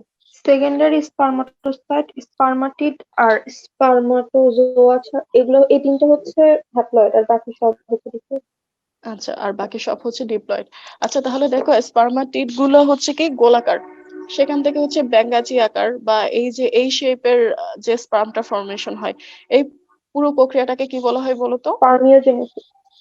স্পার্মিওজেনেসিস। আচ্ছা, স্পার্মিওজেনেসিসে কি কি চেঞ্জ হয় কেউ বলতে পারবা? আপু অ্যাক্রোসোম ফর্মেশন হয় আর হচ্ছে নিউক্লিয়াসে কনডেনসেশন হয় আর হচ্ছে নেক মিডল পিস আর ফর্মেশন ঘটবে আর সাইটোপ্লাজমের হচ্ছে শেডিং হয় এখানে। হ্যাঁ, তাহলে দেখো এখানে কিন্তু দেখা যাচ্ছে প্রথমত অ্যাক্রোজোমটা ফর্মেশন হলো, তারপর নিউক্লিয়াসটা কনডেনসেশন হচ্ছে, আর নেক মিডল পিস এগুলার ফর্মেশন হচ্ছে। এটা হচ্ছে মিডল পিস, আর এটা হচ্ছে টেইল, আর এখানে নেক, আর হচ্ছে এক্সট্রা সাইটোপ্লাজম যেগুলো আছে সেগুলোর শেডিং হচ্ছে। তাহলে এই চারটা প্রসেস থেকে স্পার্মিওজেনেসিস এর অন্তর্গত। ঠিক আছে, তাহলে একবার স্পার্মাটোজেনেসিস থেকে আমরা কয়টা স্পার্ম পেয়ে থাকি? 4টা। 4টা। তাহলে ডেইলি কতগুলো স্পার্ম তৈরি হয় বলতে পারবা কেউ? মানে একজন পুরুষের ক্ষেত্রে ডেইলি কয়টা স্পার্ম তৈরি হতে পারে? প্রায় 300 মিলিয়ন। ঠিক আছে, আর এই যে সাইটোপ্লাজমটা যে চলে গেল, এটা ফ্যাগোসাইটোসিস করবে কোন সেলটা বলো তো? সাইটোপ্লাজমিক যে ম্যাক্রোফেজ। শেডিং হচ্ছে। হ্যাঁ, ম্যাক্রোফেজ তো যাবে না, এখানে ব্লাড টেস্টিস ব্যারিয়ার আছে না, ওটা পার করে তো তোমার ম্যাক্রোফেজ পৌঁছাতে পারবে না। তাহলে কে করবে? কোন সেলটা? আমরা তো পড়ছি সেমিনিফারাস টিউবিউলে কি কি সেল থাকে একটু। সার্টোলি সেল থাকে, তারপরে ইন্টারস্টিশিয়াল সেল অফ লিডি। হ্যাঁ, তাহলে এখানে তোমার এগুলাকে ইয়ে করবে, ফ্যাগোসাইটোসিস করবে হচ্ছে সার্টোলি সেল। বুঝতে পারছো? তাহলে এই যে স্টেজটা পড়ে নিবা একদম, কোথায় মাইটোটিক আর মিউটিক হচ্ছে সবগুলা সহ, আর স্পার্মিওজেনেসিস এর ফিগারটা আঁকার চেষ্টা করবা, মানে শিখে ফেলার চেষ্টা করবা আর কি। আচ্ছা, এবার আসো হচ্ছে ওজেনেসিস। তাহলে ওজেনেসিস কোথায় হয়? ওভারিতে। ওভারিতে হয়। কেউ কেউ ওজেনেসিস এর পুরো ইয়েটা বলতে পারবা? পুরো প্রক্রিয়াটা বলতে পারবা? বলো, দেখে দেখে বলো, স্লাইডে তো লেখাই আছে, অসুবিধা নাই, দেখে দেখে বললে অসুবিধা নাই, তোমরা বলার প্র্যাকটিসটা করো তাহলেই হবে। তো প্রাইমোর্ডিয়াল ফলিকল থেকে হবে প্রাইমারি ফলিকল, তো হ্যাঁ, সেখান থেকে তারপর? হবে সেকেন্ডারি ফলিকল। হুম। আপু সেই প্রাইমারি জার্ম সেলটা হচ্ছে ওগোনিয়াম হবে, তখন তারপর হচ্ছে এটা প্রাইমারি স্পার্মাটোসাইট যাবে, দেন ফার্স্ট মায়োটিক ডিভিশনের মাধ্যমে সেকেন্ডারি ওসাইট হবে, আর হচ্ছে সেকেন্ড মায়োটিক ডিভিশনের মাধ্যমে এটা হচ্ছে ওভাম তৈরি করে। আর ওখানে হচ্ছে একটা পোলার বডি তৈরি হয় ফার্স্টে, তো ওটা পরবর্তীতে আবার সেকেন্ড মায়োটিক ডিভিশনের মাধ্যমে 2টা পোলার বডি তৈরি করে। তো মোট এখানে কি 3টা পোলার বডি তৈরি হয় আর হচ্ছে একটা ম্যাচিউর ওভাম তৈরি হয়। হ্যাঁ, ভেরি গুড। আচ্ছা, তুমি কি কুমিল্লার? না আপু, আমি বগুড়ার। ও আচ্ছা, সুইট আমি তো কেমন, আমার কেন জানি কুমিল্লার আর তোমার অ্যাকসেন্টটা সেম লাগতেছে, এই জন্য। আচ্ছা, তাহলে ওজেনেসিস যেটা আছে সেটা কিন্তু এটাই, তোমাকে যদি জিজ্ঞেস করে স্টেজ অফ ওজেনেসিস কি কি হয়, তাহলে তোমাকে এটাই বলতে হবে যে প্রাইমোর্ডিয়াল জার্ম সেল, তারপর সেখান থেকে উগোনিয়াম হবে, primary oocyte, secondary oocyte, ovum. আর আরেকজন যেটা বলতেছিল যে প্রাইমারি ফলিকল বা প্রাইমোর্ডিয়াল ফলিকল, এটা হচ্ছে তোমার ইয়ের ক্ষেত্রে, যে ওভুলেশনের যে স্টেজ গুলো আছে সেটার ক্ষেত্রে। তাহলে দেখো যে এমব্রায়োতে যে প্রাইমোর্ডিয়াল জার্ম সেল থাকে, এটা ডিফারেন্সিয়েট হয়ে ওগোনিয়ামে কনভার্ট হবে। ঠিক আছে, এগুলা কিন্তু তোমার জন্মের আগেই হয়ে যায়। এই যে দেখো, 3rd month of fetal development.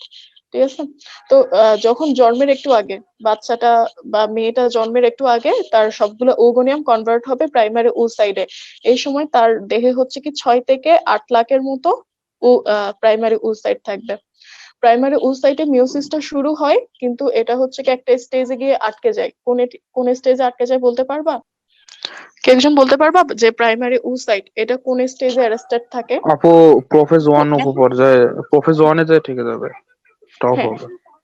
Prophase ওয়ানে। আরেকটা স্যার জিজ্ঞেস করতে করতে পারে, সেটা হচ্ছে কোন উপপর্যায়ে? হ্যাঁ, এটা হচ্ছে লেপ ডিপ্লোটিন না ডিপ্লোটিনে। লেপ লেপ। হ্যাঁ, এরকমই হবে। ডিপ্লোটিন, হ্যাঁ, ভেরি গুড। ডিপ্লোটিন। এটা হচ্ছে diplotene stage, diplotene stage of prophase one. Prophase one. আচ্ছা, ঠিক আছে, এরপর বলো তো, এই যে অ্যারেস্ট হয়ে গেল, প্রাইমারি ওসাইটের গ্রোথটা অ্যারেস্ট হয়ে গেল, এটা কে করে? Maturation in oocyte maturation inhibitor. হ্যাঁ, ওসাইট ম্যাচুরেশন ইনহিবিটর, এই প্রশ্নটা আমাকে ভাইভাতে করছিল এবার আমাদের প্রফের ভাইভাতে। তারপর এই যে 6 থেকে 8 লাখ প্রাইমারি ওসাইট, এগুলো তো বাচ্চাটা জন্ম হয়ে গেল, এরপর সে পিউবার্টিতে যাবে। পিউবার্টি পর্যন্ত মাত্র 40,000 তোমার প্রাইমারি ওসাইট থাকে।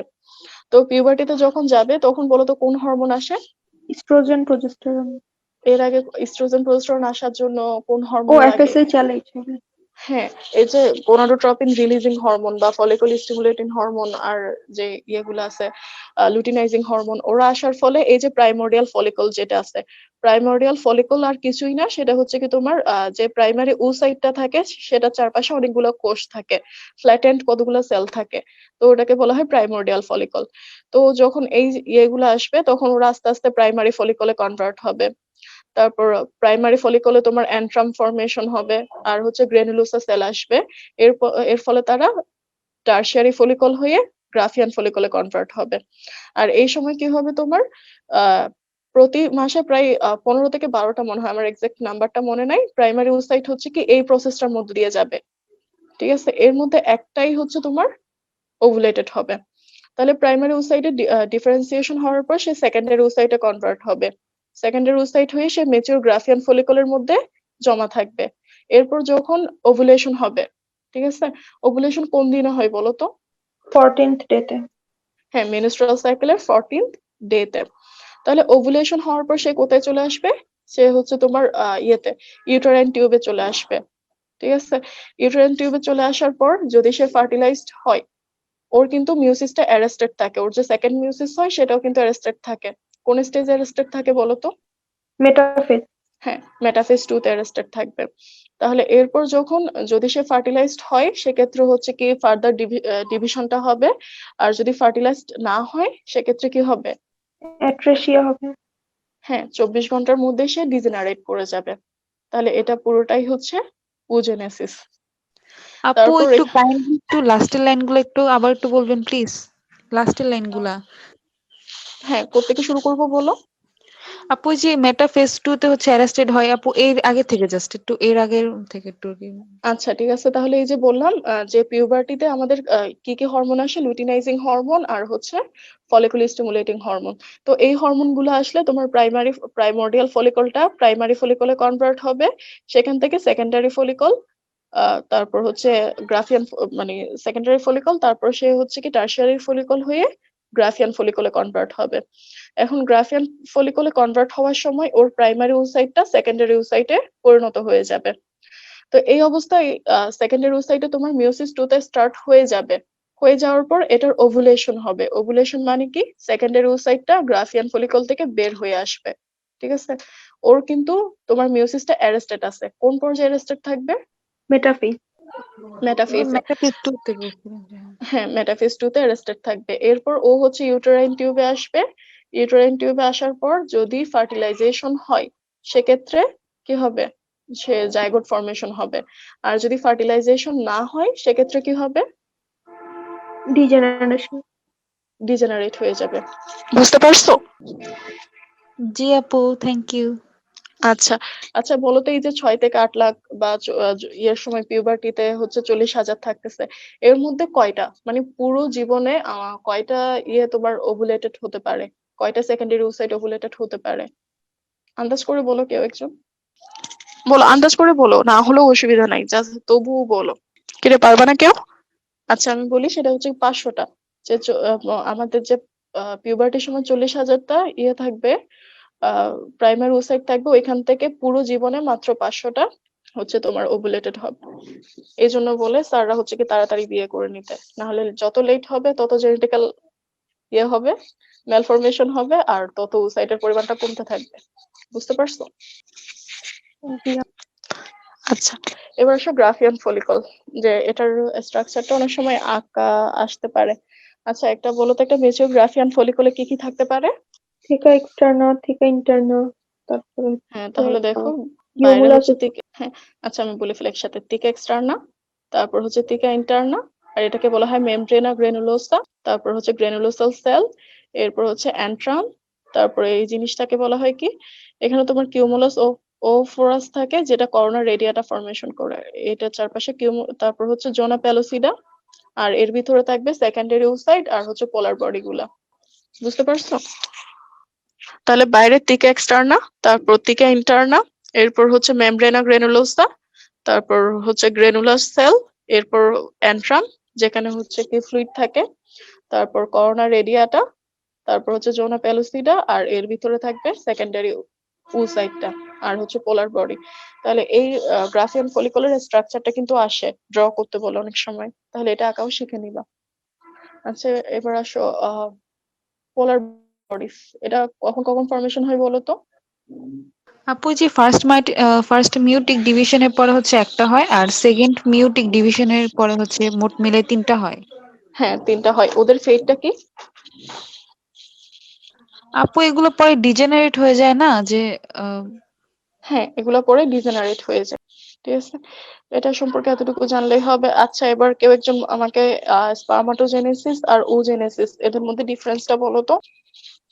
স্পারমাটোজেনেসিস হচ্ছে পিউবার্টিতে হবে, কিন্তু গ্যামেটোজেনেসিস ইন্ট্রাইউটেরাইন লাইফে হবে। ইন্ট্রাইউটেরাইন লাইফে হবে না, আসলে এভাবে বলিও যে স্পারমাটোজেনেসিস পিউবার্টি থেকে শুরু হবে, আর ওজেনেসিস কোথা থেকে শুরু হয়? ইন্ট্রাইউটেরাইন লাইফ থেকে শুরু হয়ে যায়। ঠিক আছে, জি। হ্যাঁ এরপর বাকিগুলা বলো। স্পারমাটোজেনেসিস হচ্ছে পিউবার্টি থেকে শুরু হয়ে ডেথ মানে অ্যাডাল্ট লাইফ পর্যন্ত চলতে থাকে, হ্যাঁ আর কিন্তু ওজেনেসিস? ওজেনেসিস হচ্ছে মেনস্ট্রুয়েশন পর্যন্ত, না সরি কি জানি, ওজেনেসিস মেনোপজ পর্যন্ত চলতে থাকে। হ্যাঁ মেনোপজ পর্যন্ত চলবে। আর এদের তারপর হচ্ছে কোথায় হচ্ছে এটা পড়ে নিও, আর কয়টা সেল তৈরি হচ্ছে, পোলার বডি ফর্মেশন হচ্ছে কিনা, এই জিনিসগুলো পড়ে নিলেই হবে। আচ্ছা এবার আসো কর্পাস লুটিয়াম। কর্পাস লুটিয়াম কি জিনিস বলো তো? ওভুলেশনের পর হচ্ছে গ্র্যানিউলোসার সেল। হ্যাঁ বলো, হ্যাঁ হচ্ছে তো বলো। গ্র্যানিউলোসার সেল আর থিকা ইন্টারনা মিলে একটা স্যাকের মতো তৈরি করে, সেটাই হচ্ছে কর্পাস লুটিয়াম। হ্যাঁ ঠিক আছে দাঁড়াও। আচ্ছা তাহলে ওভুলেশন হয়ে যাওয়ার পর এখানে গ্রাফিয়ান ফলিকলে কিছু হচ্ছে তোমার গ্রেনুলার সেল, গ্রেনুলোসা সেল আর হচ্ছে তিকাল সেল থেকে যাবে। তো ওরা কি করবে, তোমার লুটিনাইজিং হরমোনের প্রভাবে কর্পাস লুটিয়াম ফর্মেশন করবে, যে একটা ইয়েলোইশ বডি ফর্মেশন করে, যেটাকে বলা হয় কর্পাস লুটিয়াম। আচ্ছা কর্পাস লুটিয়ামের ফাংশনটা কি বলতো? প্রেগনেন্সি যদি হয় তখন হচ্ছে ফিটাসকে নিউট্রিশন দিবেও। আর যদি আর আর যদি প্রেগনেন্সি না হয় সেক্ষেত্রে হচ্ছে মেনস্ট্রুয়েশনের মাধ্যমে এটা বের হয়ে যায়। আপু এটা যে এস্ট্রোজেন আর প্রজেস্টেরন হচ্ছে সিক্রেট করে থাকে। হ্যাঁ এটাই বলতে হবে যে কর্পাস লুটিয়ামের ফাংশন হচ্ছে কি, সে প্রজেস্টেরন সিক্রেট করবে আর কিছু পরিমাণ ইস্ট্রোজেন সিক্রেট করবে। আর প্রজেস্টেরনটা কেন লাগে বলো তো? কোন ফেজে লাগে? আমরা তো জানি মেনস্ট্রুয়াল সাইকেলে 3টা ফেজ সিক্রেটরি আছে। ফেজে। হ্যাঁ সিক্রেটরি ফেজে লাগবে। তাহলে প্রজেস্টেরন সিক্রেটরি ফেজে কেন লাগে? যাতে হচ্ছে কি আমার জরায়ুটা ভালো মতো ডেভেলপ হতে পারে, ইমপ্লান্টেশনের জন্য রেডি থাকে। এজন্য কর্পাস লুটিয়াম কি করে, সে হচ্ছে প্রজেস্টেরনটা তৈরি করতে থাকে, কিন্তু একটা সময় গিয়ে কি হবে, লুটিনাইজিং হরমোন আসা কমে যাবে যদি না হয়। যদি তোমার ওভুলেশন না হয় সেক্ষেত্রে লুটিনাইজিং হরমোন আসাটা কমে যাবে, তখন কর্পাস লুটিয়ামটা কি হয়ে যাবে, ডিজেনারেট হয়ে যাবে। ঠিক আছে, আর ডিজেনারেট হয়ে স্কার টিস্যু ফর্মেশন করবে, ওটাকে বলা হয় কর্পাস অ্যালবিকান্স। তারপর কর্পাস আলবিকান্স শেড কি হবে তারপর? হ্যাঁ বুঝি নাই, বলো আবার। কর্পাস আলবিকান্স কি তারপরে শেড হয়ে যাবে? হ্যাঁ এরপর হয়তো এটা শেড হয়ে যেতে পারে ফাইব্রাস স্কার হয়ে। জি। আমার আসলে এটা তো ভেবে দেখিনি যে এটা শেড হয় কি হয় না। আচ্ছা আমি জেনে গ্রুপে জানাবো, ঠিক আছে? জি। আচ্ছা আচ্ছা এটা তো গেল ওভুলেশন না হলে, সরি ফার্টিলাইজেশন না হলে। এবার বলো তো যদি ফার্টিলাইজেশন হয় সেক্ষেত্রে কি হবে? কর্পাস আপু luteum of pregnancy. Luteum of pregnancy থাকবে। হ্যাঁ কর্পাস লুটিয়াম অফ প্রেগনেন্সি। এটা কেন ফর্মেশন হবে বলো? আমি তো বলতেছি যখন মেনস্ট্রুয়াল সাইকেলের লাস্টের দিকে এসে লুটিনাইজিং হরমোন কমে যাবে, তখন কর্পাস লুটিয়াম তো তার জন্য এনাফ স্টিমুলেশন পাবে না। ঠিক আছে, কিন্তু ফার্টিলাইজেশন হলে কেন সে করতেছে? আপু ওই প্রেগনেন্সিটাকে কন্টিনিউ করার জন্য সে large amount of progesterone and ইস্ট্রোজেনকে সাপ্লাই দিচ্ছে।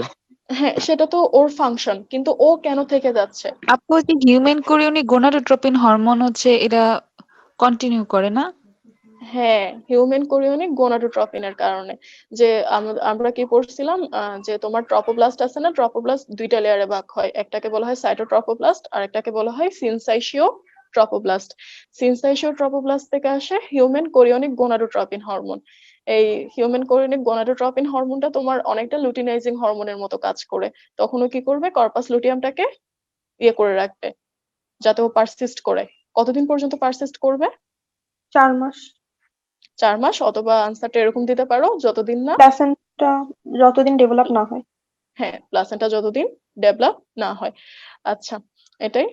আর ধরো কর্পাস লুটিয়ামটা তোমার ফার্টিলাইজেশন হলো, কিন্তু ও হচ্ছে আর্লি ডিজেনারেশন হয়ে গেল, কোনো কারণে কর্পাস লুটিয়ামটা ডিজেনারেট হয়ে গেল, তখন কি হবে বলো তো?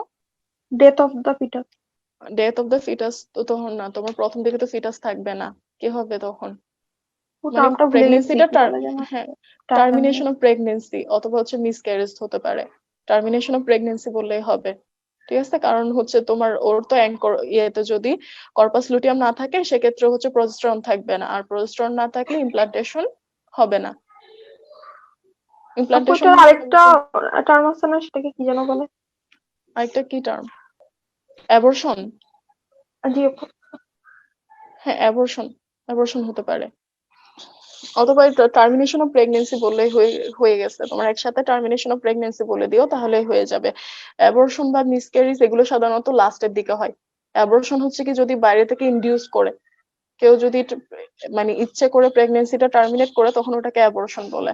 আর ফিটাসটা যদি নিজে নিজে বের হয়ে যায়, তখন ওটাকে মিসক্যারেজ বলে মনে হয়। আচ্ছা, এবার আসো ফার্টিলাইজেশন দেখি। ফার্টিলাইজেশনের যে প্রসেস গুলো আছে, কেউ বলতে পারবা কি কি প্রসেস আছে ফার্টিলাইজেশনের? তোমার কিন্তু পেনিট্রেশন ফার্টিলাইজেশনের অফ ক্ষেত্রে করোনা রেডিয়াটা, তারপর হচ্ছে পেনিট্রেশন অফ জোনা পেলুসিডা, আর হচ্ছে fusion of oocyte and sperm. এটা তো আছে, কিন্তু তোমাকে যদি স্যার যদি জিজ্ঞেস করে যে ফার্টিলাইজেশনে কি কি হয়, সেক্ষেত্রে তোমাকে কোথা থেকে শুরু করতে হবে? যে ট্রান্সপোর্ট অফ স্পার্মটা ট্রান্সপোর্ট হবে, তারপর কি হবে? ট্রান্সপোর্ট অফ ওভাম, ঠিক আছে? তারপর হচ্ছে ফিউশন অফ টু গ্যামেটস, মানে স্পার্ম আর ওভামটা ফিউশন হবে, এই যে দেখো এটার মতো কন্ট্যাক্ট হবে, এরপর হবে বেরিয়ার পেনেট্রেশন। তাহলে বেরিয়ার পেনেট্রেশন কয় ধরনের হয়ে থাকে?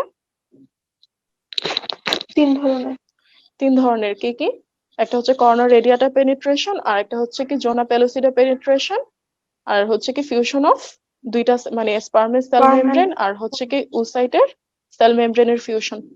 আচ্ছা, যে জোনা পেলোসিডা ইয়ে করার আগে, আচ্ছা বলো তো কোন স্পার্ম গুলা বেরিয়ারটাকে পেনিট্রেট করতে পারবে? যাদের স্পার্মিওজেনেসিস। না, এটার একটা টার্ম আছে, কেউ বলতে পারবে ওটাকে কি বলা হয়? অ্যাক্রোজম। অ্যাক্রোজম না, রিঅ্যাকশন। ওটা তো পরে, এটার আগে আরেকটা ব্যাপার হয়, সেটা কি কেউ? 3টা জিনিস আছে এখানে। ক্যাপাসিটেশন। হ্যাঁ, ক্যাপাসিটেশন। যেসব স্পার্মের ক্যাপাসিটেশন হবে, ওরাই শুধুমাত্র হচ্ছে তোমার যে অ্যাক্রোজোম রিঅ্যাকশন আছে এটা দিবে, এরপর ওরা বেরিয়ার পেনিট্রেশন করতে পারবে। তাহলে ক্যাপাসিটেশন মানে কি? সেটা হচ্ছে তোমার ওর যে প্লাজমা মেমব্রেন আছে, ওইখান থেকে একটা গ্লাইকোপ্রোটিন আর হচ্ছে কিছু সেমিনাল প্লাজমা প্রোটিন চলে যাবে, এটাকে বলা হয় ক্যাপাসিটেশন। আর অ্যাক্রোজোমাল রিঅ্যাকশনটা কি?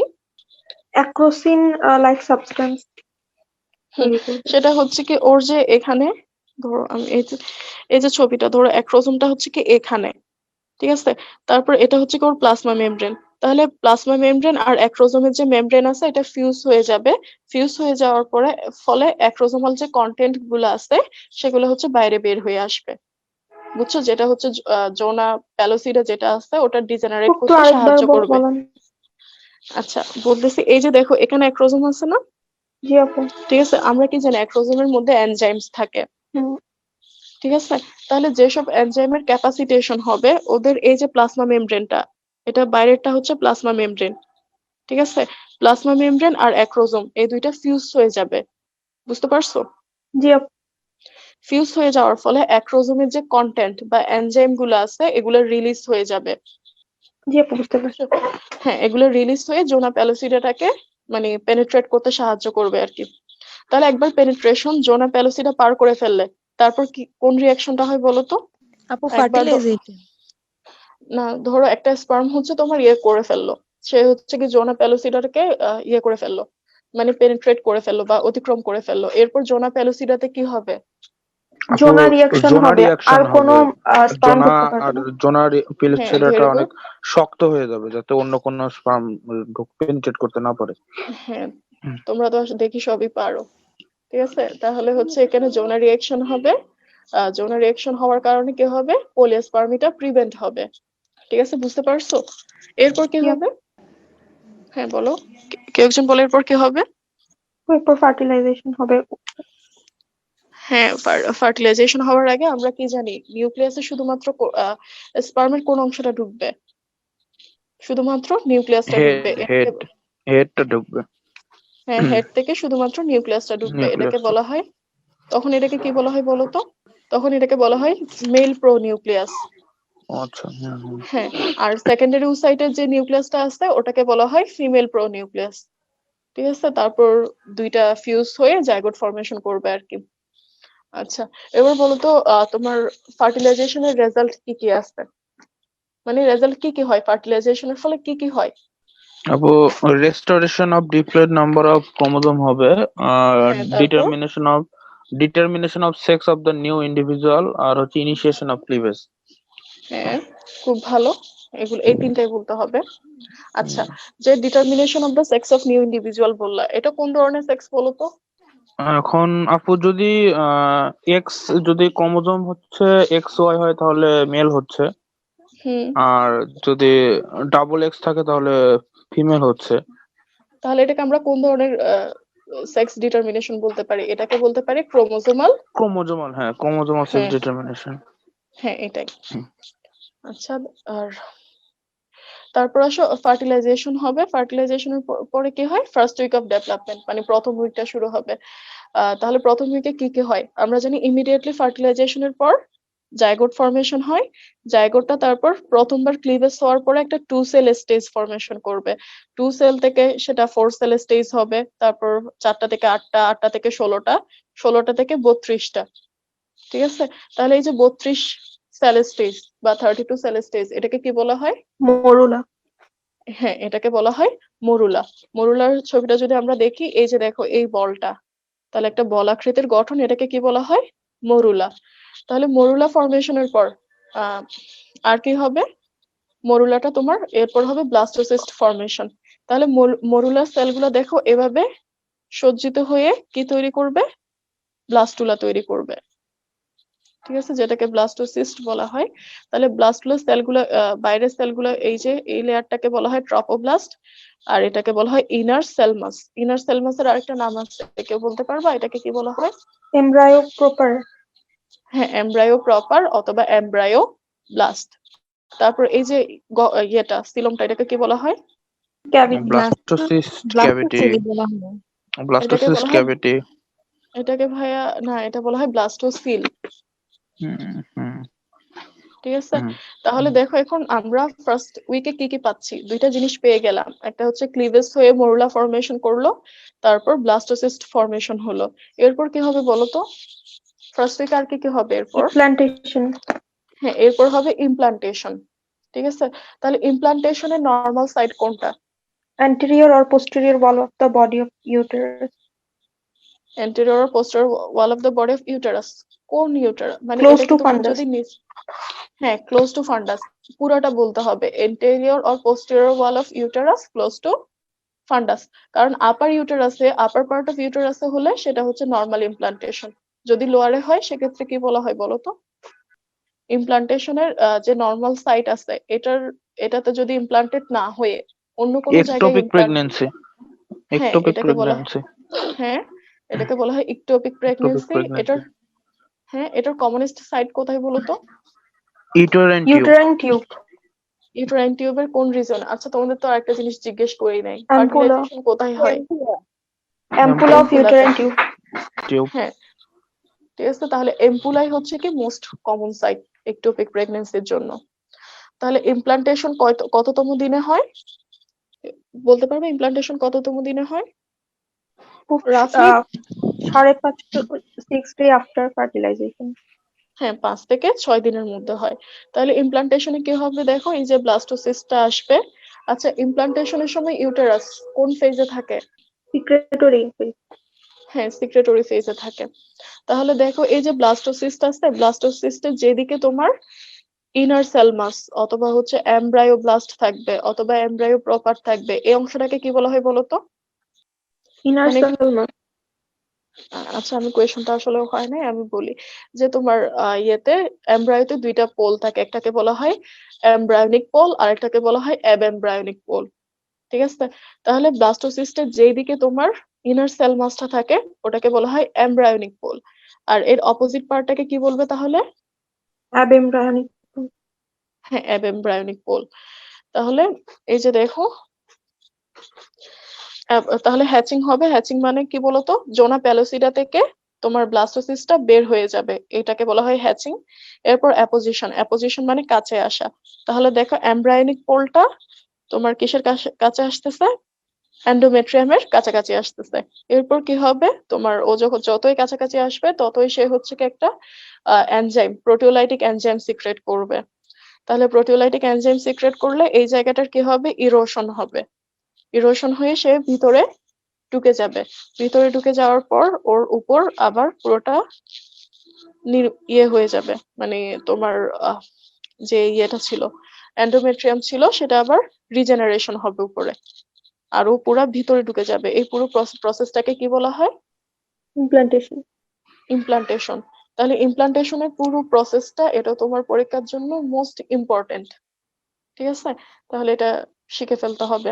আর একটোপিক প্রেগনেন্সিও ইম্পর্টেন্ট, এটা তোমার অ্যাবডোমেনের কোয়েশনে আসতে পারে, এটা এখানেও আসতে পারে, তোমার এমব্রায়োলজিতে আসতে পারে, প্লাস হচ্ছে কি ভাইভাতেও জিজ্ঞেস করবে। আচ্ছা, তাহলে এবার বলো ফার্স্ট উইকে কয়টা ঘটনা হয়? তোমাদের কি বেশি বোরিং লাগতেছে? 1 ঘন্টা হয়ে গেছে অলরেডি। তো আপু ব্লাস্টোসিস্ট ফর্মেশন হবে। ক্লিভেজ ফর্ম করে, ক্লিভেজ থেকে হচ্ছে মরুলাতে, মরুলা থেকে হচ্ছে ব্লাস্টোসিস্ট ফর্ম করে থাকে। দেন ব্লাস্টোসিস্ট থেকে হচ্ছে ইমপ্লান্টেশন যখন যায়, তো ইমপ্লান্টেশনের মধ্যে ইমপ্লান্টেশনের যে প্রসেস গুলো আপনি বললেন এখন, ওগুলা হয় যে হচ্ছে প্রথম হচ্ছে হ্যাচিং হবে, হ্যাচিং, তারপর হচ্ছে অ্যাপোজিশন হয়, হ্যাঁ, অ্যাপোজিশন, এরপর কি হবে, অ্যাডহেশন হবে, তারপর ইনভেশন। অ্যাডহেশন ইনভেশন মানে হয়। হচ্ছে সে বাইন্ড করবে, আর ইনভেশন মানে সে ভিতরে ঢুকে যাবে, এটাই। আপু এই যে তাহলে ইনভেশন অ্যাডিশনটা আপু হচ্ছে প্রোটিওলাইটিক এনজাইমের কারণে হয়, তাই না? সেটা বললেন না না, যে? অ্যাডহেশন হচ্ছে কি সে কাছে আসবে, রিসেপ্টরের কারণে হবে। ইনভেশনটা হবে তোমার প্রোটিওলাইটিক এনজাইমের কারণে। আচ্ছা আপু, ঠিক আছে, বুঝছি। আচ্ছা, তাহলে আমরা যদি বলতে চাই, তাহলে আমার ফার্স্ট উইক অফ ডেভেলপমেন্টে মেইনলি হয় তিনটা জিনিস। একটা হচ্ছে ক্লিভেজ হবে, যার কারণে মরুলা ফর্মেশন হবে, তারপর ব্লাস্টোসিস্ট ফর্মেশন, এরপর হচ্ছে ব্লাস্টোসিস্টের ইমপ্লান্টেশন। এই তিনটা ঘটনা হয় ফার্স্ট উইকে। আচ্ছা, সেকেন্ড উইকে কি বলা হয় বলো তো? Week of 2। Week of two কেন বলা হয়? যেখানে কারণ সবকিছু আপু দুইটা এখানে দুইটা। হচ্ছে, হ্যাঁ, লেয়ার গুলো সব ভাগ হয়ে দুইটা লেয়ার আর কি ভাগ হয় সবকিছু। হ্যাঁ, তাহলে এই যে দেখো যে ট্রপোপ্লাস্টটা ছিল, এখানে যে ট্রপোপ্লাস্টটা ছিল, এটা দুই ভাগে ভাগ হয়ে সাইটোট্রপোপ্লাস্ট আর সিনসাইটিওট্রপোপ্লাস্ট। এটা চেঞ্জ করতে, হ্যাঁ। তাহলে বাইরের দিকে হচ্ছে সিনসাইশিওট্রপোপ্লাস্ট আর ভিতরের দিকে সাইটোট্রপোপ্লাস্ট। এরপর যে এমব্রায়োব্লাস্ট অথবা এমব্রায়ো প্রপার ছিল, সেটা কয় ভাগে ভাগ হয়? দুই ভাগে। একটাকে বলা হয় এপিব্লাস্ট, আর একটাকে বলা হয় কি? হাইপোপ্লাস্ট। হাইপোব্লাস্ট। আর তোমার যে ক্যাভিটি গুলা ছিল সেটা কি হয়ে যাবে, একটা হচ্ছে তোমার এক্সট্রা এমব্রায়োনিক ক্যাভিটি, যেটাকে বলা হয় ইয়ক স্যাক। আর এই ক্যাভিটিটাকে কি বলা হয়? Amniotic cavity. Amniotic cavity. Amniotic ক্যাভিটিতে কি থাকে? Amniotic fluid. Amniotic fluid. পাশাপাশি আর কি থাকবে? যে এমব্রায়োটা ফর্মেশন হবে, এটা কোথায় ফর্মেশন হবে বলো তো আসলে? প্লাসেন্টার ভিতরে।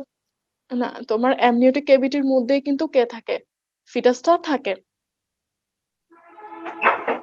বুঝতে পারছো? জি আপু। আমি ছবিটা দেখাই তাহলে হয়তো। আচ্ছা, এই যে দেখো, এই অংশটা হচ্ছে অ্যামনিওটিক ক্যাভিটি, ঠিক আছে? এর মধ্যেই কিন্তু ফিটাসটা থাকতেছে। আচ্ছা, আর এক্সট্রা এমব্রায়োনিক যে মেসোডার্মটা থাকে সেটা হচ্ছে কি দুই ভাগে ভাগ হয়ে যাবে, একটাকে বলা হয় সোমাটোপ্লুরিক লেয়ার, আর একটা বলা হয় স্প্ল্যাঙ্কনোপ্লুরিক লেয়ার। আচ্ছা, সোমাটোপ্লুরিক লেয়ার থেকে কোনগুলো আসে বলো তো? সোমাটোপ্লুরিক লেয়ার থেকে তোমরা কিন্তু পড়ে আসছো যে পেরিকার্ডিয়ামের কোন ইয়েটা আসতে পারে, কোন লেয়ারটা, বা প্লুরার কোন ভিসেরাল লেয়ারটা? লেয়ারটা আসবে সোমাটোপ্লুরিক। না, না, ভিসেরাল লেয়ারটা আসে প্যারাইটাল আসবে, স্প্ল্যাঙ্কনোপ্লুরিক থেকে। প্যারাইটাল হ্যাঁ, আসবে আপু। হ্যাঁ, প্যারাইটালটা মানে আসবে সোমাটোপ্লুরিক। যেগুলো মেইনলি হচ্ছে আমার পেইন সেনসিটিভ, সেগুলো হচ্ছে সোমা হ্যাঁ, থেকে আসবে, সোমাটোপ্লেরিক। হ্যাঁ, এগুলো সোমাটোফ্লোরিক থেকে আসবে। আর যেগুলো পেইন ইনসেনসিটিভ বা ভিতরের দিকে থাকে, ভিসারার সাথে লেগে থাকে, ওরা আসবে স্প্ল্যাঙ্কনোপ্লুরিক লেয়ার থেকে। বুঝ- তোমাদেরকে আরেকটা জিনিস বলতে আমি ভুলে গেছিলাম। আচ্ছা, এমব্রায়োজেনেসিস যে ইয়েটা আছে, কয়টা স্টেজ থাকে বলো তো?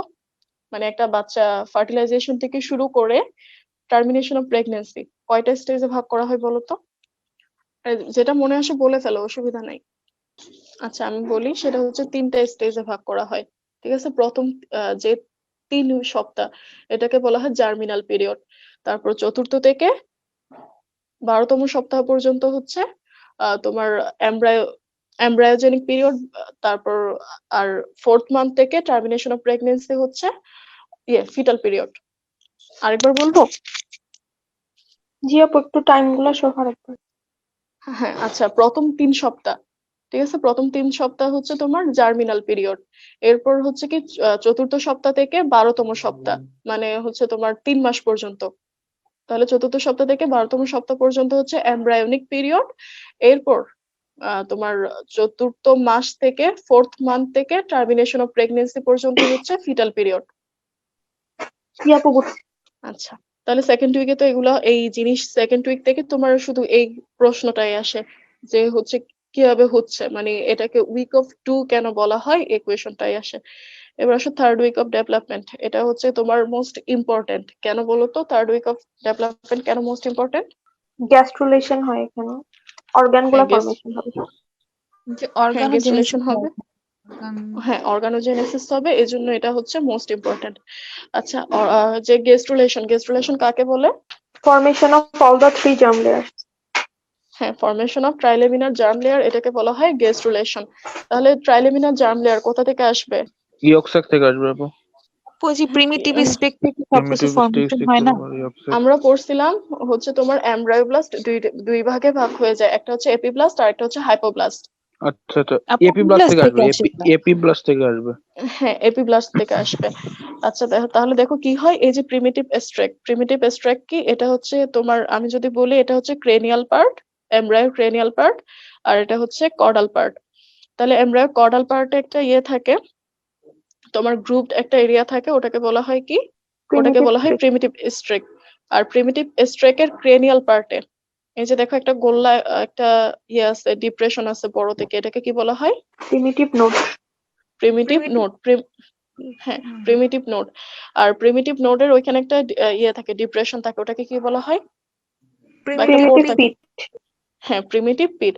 তাহলে এই যে এখানে তোমার যে এপিব্লাস্ট সেলগুলা থাকবে, এগুলা হচ্ছে তোমার প্রিমিটিভ স্ট্রিক দিয়ে ভিতরে চলে আসবে, ভিতরে চলে এসে ওরা নিচে যে হাইপোব্লাস্ট থাকে সেটাকে ডিটাচ করে দেয়। ঠিক আছে, সেটাকে ডিটাচ করে ওরা হচ্ছে এমব্রায়োনিক এন্ডোডার্মটা ফরমেশন করে। আর এখানে তোমার যেটা এপিব্লাস্টে যেটা রয়ে যায় ওটাকে বলা হয় এমব্রায়োনিক অ্যাক্টোডার্ম। আর মাঝখানে যে সেলগুলো, এটাকে বলা হয় কি? Embryonic mesoderm. ঠিক আছে, তাহলে এই থার্ড উইক অফ ডেভেলপমেন্ট থেকে তোমার এই কোয়েশনটা অনেক বেশি ইম্পর্টেন্ট, যে গেস্ট্রুলেশনের কি কি ফেজ, কি কি প্রসেস, তারপর হচ্ছে আর এটা ফিগার সহ আঁকতে হবে যদি তোমার পরীক্ষায় আসে সেক্ষেত্রে। আরেকটা জিনিস পরীক্ষায় আসতে পারে, সেটা হচ্ছে প্রিমিটিভ স্ট্রাক। এই জিনিসটার উপর একটা শর্ট নোট আসতে পারে। ঠিক আছে, তাহলে বলো তো প্রিমিটিভ স্ট্রাক কি জিনিস? আপু প্রিমিটিভ স্ট্রিক হচ্ছে যে এমন একটা স্ট্রাকচার যেটা হচ্ছে যে ইপিব্লাস্টের সারফেসে থাকে at the second week of the at the end of the second week of development. হ্যাঁ, ঠিক আছে, এটা হচ্ছে একটা গ্রুপ, একটা এরিয়া আর কি, যেটা এই যে দেখো ল্যাটারাল একটা ইয়ে থাকবে, ল্যাটারাল একটা ডিপ্রেশন এরিয়া থাকবে, এটা হচ্ছে প্রিমিটিভ স্ট্রাক। আর এটার ফাংশনটা কি? আপু এই যে এটার মাধ্যমে তো আমরা যে গ্যাস্ট্রুলেশন যে শুরু হয়েছে সেটা বোঝা যায়। হ্যাঁ, এপিব্লাস্ট সেলগুলো হচ্ছে সে কি করবে? ইনভেজিনেট হবে। এরপর আসো আরেকটা ইম্পর্টেন্ট জিনিস, সেটা হচ্ছে নটোকর্ডাল ফর্মেশন। কেউ বলতে পারবে নটোকর্ডাল ফর্মেশন কিভাবে হয়? কি কি স্টেপ আছে নটোকর্ড ফর্মেশনে? আপু প্রথমে যে প্রিমিটিভ নোড যেটা আছে ওটা ফর্ম হয়, তারপর ওখান থেকে হ্যাঁ, হচ্ছে নটোকর্ডাল প্রসেসটা ফর্ম হইতেছে, আর পরবর্তীতে ওটা ক্যানেলে রূপান্তরিত হয় যে নটোকর্ডাল ক্যানেল। হ্যাঁ, দেন হচ্ছে তারপর? নটোকর্ডাল প্লেট, আর হচ্ছে পরবর্তীতে একদম লাস্টে হচ্ছে যে ডিফিনিটিভ যে নটোকর্ডটা আছে সেটা ফর্ম হয়ে থাকে। হ্যাঁ, ঠিক আছে, তাহলে এই স্টেপ গুলো শিখে ফেলতে হবে, সাথে হচ্ছে কি তোমার ফিগারটাও আঁকা জানতে হবে। আচ্ছা, নটোকর্ডের ফেটটা কি? নিউক্লিয়াস পালপোসাস আর এপিক্যাল লিগামেন্ট অফ ডেন্স। হ্যাঁ, নিউক্লিয়াস পালপোসাস আর এপিক্যাল লিগামেন্ট অফ ডেন্স। আর এটার ফাংশনটা কি বলতো? মানে নটোকর্ডের ফাংশনটা কি?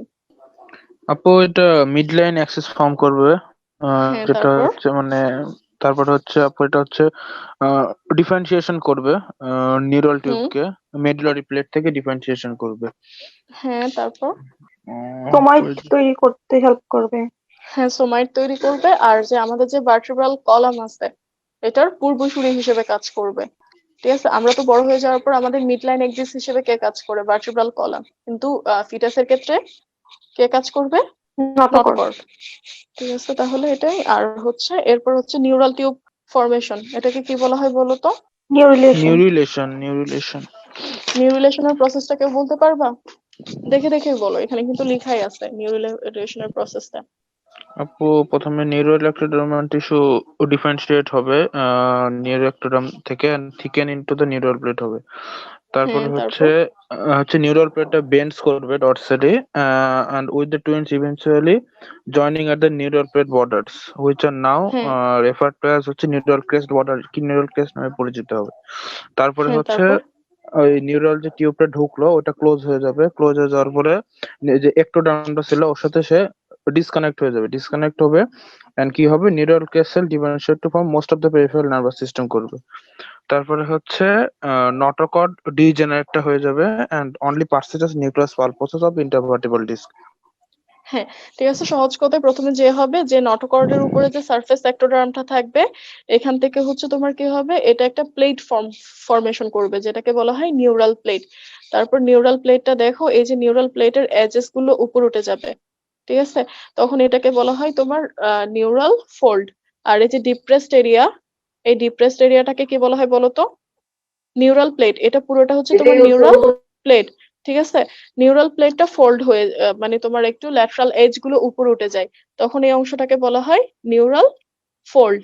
আর এই যে গ্রুপ অংশটা, এটাকে কি বলা হয়? আমি তো বলেই দিলাম, এটাকে বলা হয় নিউরাল গ্রুপ।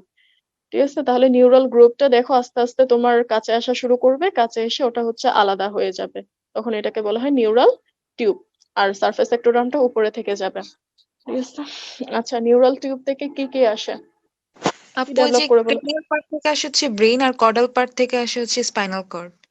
স্পাইনাল কর্ড বইয়ে যা যা দিছে একদম মুখস্থ করে ফেলবা। ঠিক আছে, কোনো কিছু বাদ দিবা না। এবার আসা হচ্ছে নিউরাল টিউবের ডিফেক্টের কারণে কি হয়। এই যে প্রথমত যদি তোমার এন্টায়ারলি যদি নিউরাল টিউবটা ফিউশন না হয়, সেক্ষেত্রে যেটা হবে এটাকে বলা হয় ক্রেনিওরা কিসকিসিস।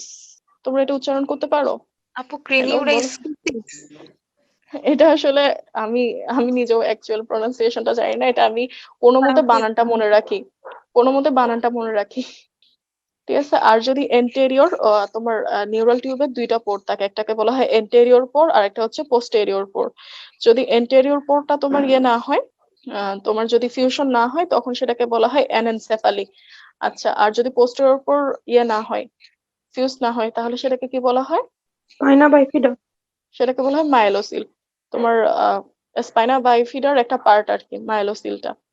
ঠিক আছে, আর স্পাইনা বাইফিডা কি, সেটা হচ্ছে কি তোমার স্পাইন আর স্পাইনাল যে ইয়েটা আছে। ঠিক আছে, তাহলে স্পাইনটা যদি তোমার ইয়ে হয়, ম্যালফরমেশন হয়, সেক্ষেত্রে তখন সেটাকে বলা হয় স্পাইনা বাইফিডা। স্পাইনা বাইফিডা কয় ধরনের হতে পারে? Spina বাইফিডা অকাল্টা, spina বাইফিডা সিস্টিকা। সিস্টিকা, অথবা তুমি এরকমও বলতে পারো যে মেনিনগোসিল হতে পারে, স্পাইনা বাইফিডা অকালটা হতে পারে, আর হচ্ছে আরেকটা হচ্ছে মেনিনগোমাইলোসিল। এই তিন টাইপের হতে পারে, এই যে সরি মাইলোমেনিনগোসিল যেটা। এই তিনটাই হচ্ছে কি তোমার স্পাইনা বাইফিডার টাইপ। আচ্ছা, এবার এই জিনিসগুলা যে derivatives of ectoderm, endoderm and mesoderm, ঠিক আছে, এটা তোমার যেই ভাই ভাই হোক না কেন জিজ্ঞেস করবেই। দেখি একটোডার্ম থেকে কি কি ইয়ে করে বলো তো, ডিরাইভ করে বলো তো। সারফেস একটোডার্ম, তারপর নিউরো একটোডার্ম, আর হ্যাঁ, বলো। Ectodermal black code. হ্যাঁ, তাহলে এই জিনিসগুলা হচ্ছে তোমার একটোডার্ম থেকে কে আসতেছে। তোমার এটা এভাবে মনে রাখতে পারো যে অর্গানগুলো আমার এনভায়রনমেন্টের সাথে তোমার যোগাযোগ রক্ষা করে, এই ইয়েগুলো আসতে পারে একটোডার্ম থেকে। আর ভিতরে যেগুলো আছে ওরা এন্ডোডার্ম থেকে আসবে। মেসোডার্ম থেকে কি কে আসবে, তোমার ডার্মিস অফ স্কিন, তারপর মাসলস, আর কানেকটিভ টিস্যু, আর কি কি আসতে পারে যে তোমার স্কেলিটাল সিস্টেমটা। মানে জেনারেলি মনে রাখার জন্য এভাবে বলতেছে আর কি, কিন্তু যা যা যা ডেরিভেটিভস আছে সবগুলা পড়ে ফেলতে হবে, কারণ এটা তোমার এমসিকিউর জন্য অনেক ইম্পর্টেন্ট। আচ্ছা, আর এখান থেকে তোমার একটা কোয়েশ্চেন আসে, সেটা হচ্ছে ফরমেশন অফ তোমার intra embryonic mesoderm. Formation of intraembryonic mesoderm, এটা কেউ বলতে পারবা? এটার ছবিটা আমি স্লাইডে অ্যাড করি না, আমি দেখাই। কেউ বলতে পারবা যে এই যে দেখো, এই যে এখানে যে ইয়েগুলো আছে, এটা হচ্ছে তোমার এই যে মেসোডার্মটা আছে এটাকে বলা হয় ইন্ট্রাএমব্রায়োনিক মেসোডার্ম। কেউ কি বলতে পারবে এটা কিভাবে ফরমেশন হয়, বা ইন্ট্রাএমব্রায়োনিক মেসোডার্মের কয়টা টাইপ আছে? আপু হচ্ছে প্রিমিটিভ স্ট্রিক যেটা আছে ওখানে হচ্ছে সেলগুলার প্রলিফারেশন ঘটে। তারপর হ্যাঁ হচ্ছে আপু হচ্ছে যে প্রিমিটিভ স্ট্রিক যেটা আছে এটা হলো গিয়া একটোডার্ম আর এন্ডোডার্মের হচ্ছে মাঝে হলো যে পুশ করতে থাকে দুজন সেলগুলা। হ্যাঁ, তারপর তো মিড লাইনের পাশে যেটা হবে সেটা হচ্ছে প্যারাক্সিয়াল মেসোডার্ম। হ্যাঁ, এটা আসলে 3 ধরনের থাকে, আমি বলি। একটা হচ্ছে পারাক্সিয়াল মেসোডার্ম, আর কি থাকে? ইন্টারমিডিয়েট আর ল্যাটারাল প্লেট আর মেসোডার্ম। হচ্ছে ল্যাটারাল প্লেট মেসোডার্ম। আহ, হ্যাঁ, হয়েছে এবার। তাহলে দেখো যে তোমার চারপাশে ডেভেলপিং নটোকর্ডের চারপাশে যে মেসোডার্মাল সেল গুলো থাকবে, ওরা হচ্ছে তোমার প্রলিফারেট হবে আর টিকেন্ড হয়ে পারাক্সিয়াল মেসোডার্মটা ফরমেশন করবে। ঠিক আছে। আর মোর ল্যাটারালি সেল গুলো হচ্ছে তোমার কি থাকবে, লুজ থাকবে আর থিন থাকবে, মানে থিন আর হচ্ছে তোমার লুজ থাকবে। এটাকে বলা হয় ল্যাটারাল প্লেট মেসোডার্ম। আর এই দুইজনের মাঝখানে থাকে ইন্টারমিডিয়েট মেসোডার্ম। ল্যাটারাল প্লেট মেসোডার্মের আবার দুইটা পার্ট থাকে। ঠিক আছে, একটাকে বলা হয় তোমার সোমাটোপ্লুরিক লেয়ার, আর এটাকে বলা হয় স্প্ল্যাঙ্কনোপ্লুরিক লেয়ার। বুঝতে পারছো? জি আপু। হ্যাঁ, তাহলে এই দুইটা জিনিসই ইয়ে করে ফেলতে হবে যে তোমার যে 3টা আলাদা আলাদা মেসোডার্ম থেকে কি কি ডেরিভেটিভস আসতেছে। আর সোমাইট জিনিসটা কি? সোমাইটও দেখাই দাঁড়াও একটু। তাহলে সোমাইট জিনিসটা কি, সেটা হচ্ছে তোমার যে পারেক্সিয়াল মেসোডার্মটা আছে এটা তোমার প্রথমত একটু লুজলি অর্গানাইজ থাকে। এই লুজলি অর্গানাইজ থাকা অবস্থায় এটাকে বলা হয় সোমাইটোমিয়ার। ঠিক আছে, এরপর এটা কমপ্লিটলি অর্গানাইজড হয়ে যায় বা হচ্ছে তোমার টাইটলি অর্গানাইজড হয়ে যায়, তখন এই অংশটাকে বলা হয় সোমাইট। জি হ্যাঁ, আচ্ছা, এবার বলো তো কোন অঞ্চলে কয়টা করে সোমাইট থাকতে পারে? সোমাইট কিন্তু ফার্স্ট এপিয়ার করে তোমার অক্সিপিটাল রিজিয়নে। আপু তোমরা কি আমার স্ক্রিন? অক্সিপিটালে তো 4টা থাকে না? অক্সিপিটালে হ্যাঁ 4টা থাকে। 4 পেয়ার। হ্যাঁ, তারপর ফর সার্ভাইকালে হচ্ছে 8টা, আর থোরাসিকে 12 পেয়ার, তারপর লাম্বারে 5, আর স্যাক্রালে 5, আর কক্সিডিয়ালে 1। স্পাইনাল নার্ভ গুলি যেরকম থাকে সেরকম। হ্যাঁ, স্পাইনাল নার্ভের মতো অনেকটা। কক্সিজিয়ালে যদিও বা তোমার 8 থেকে 10টা থাকে, কিন্তু পরবর্তীতে এগুলো রিগ্রেস করে ফেলে।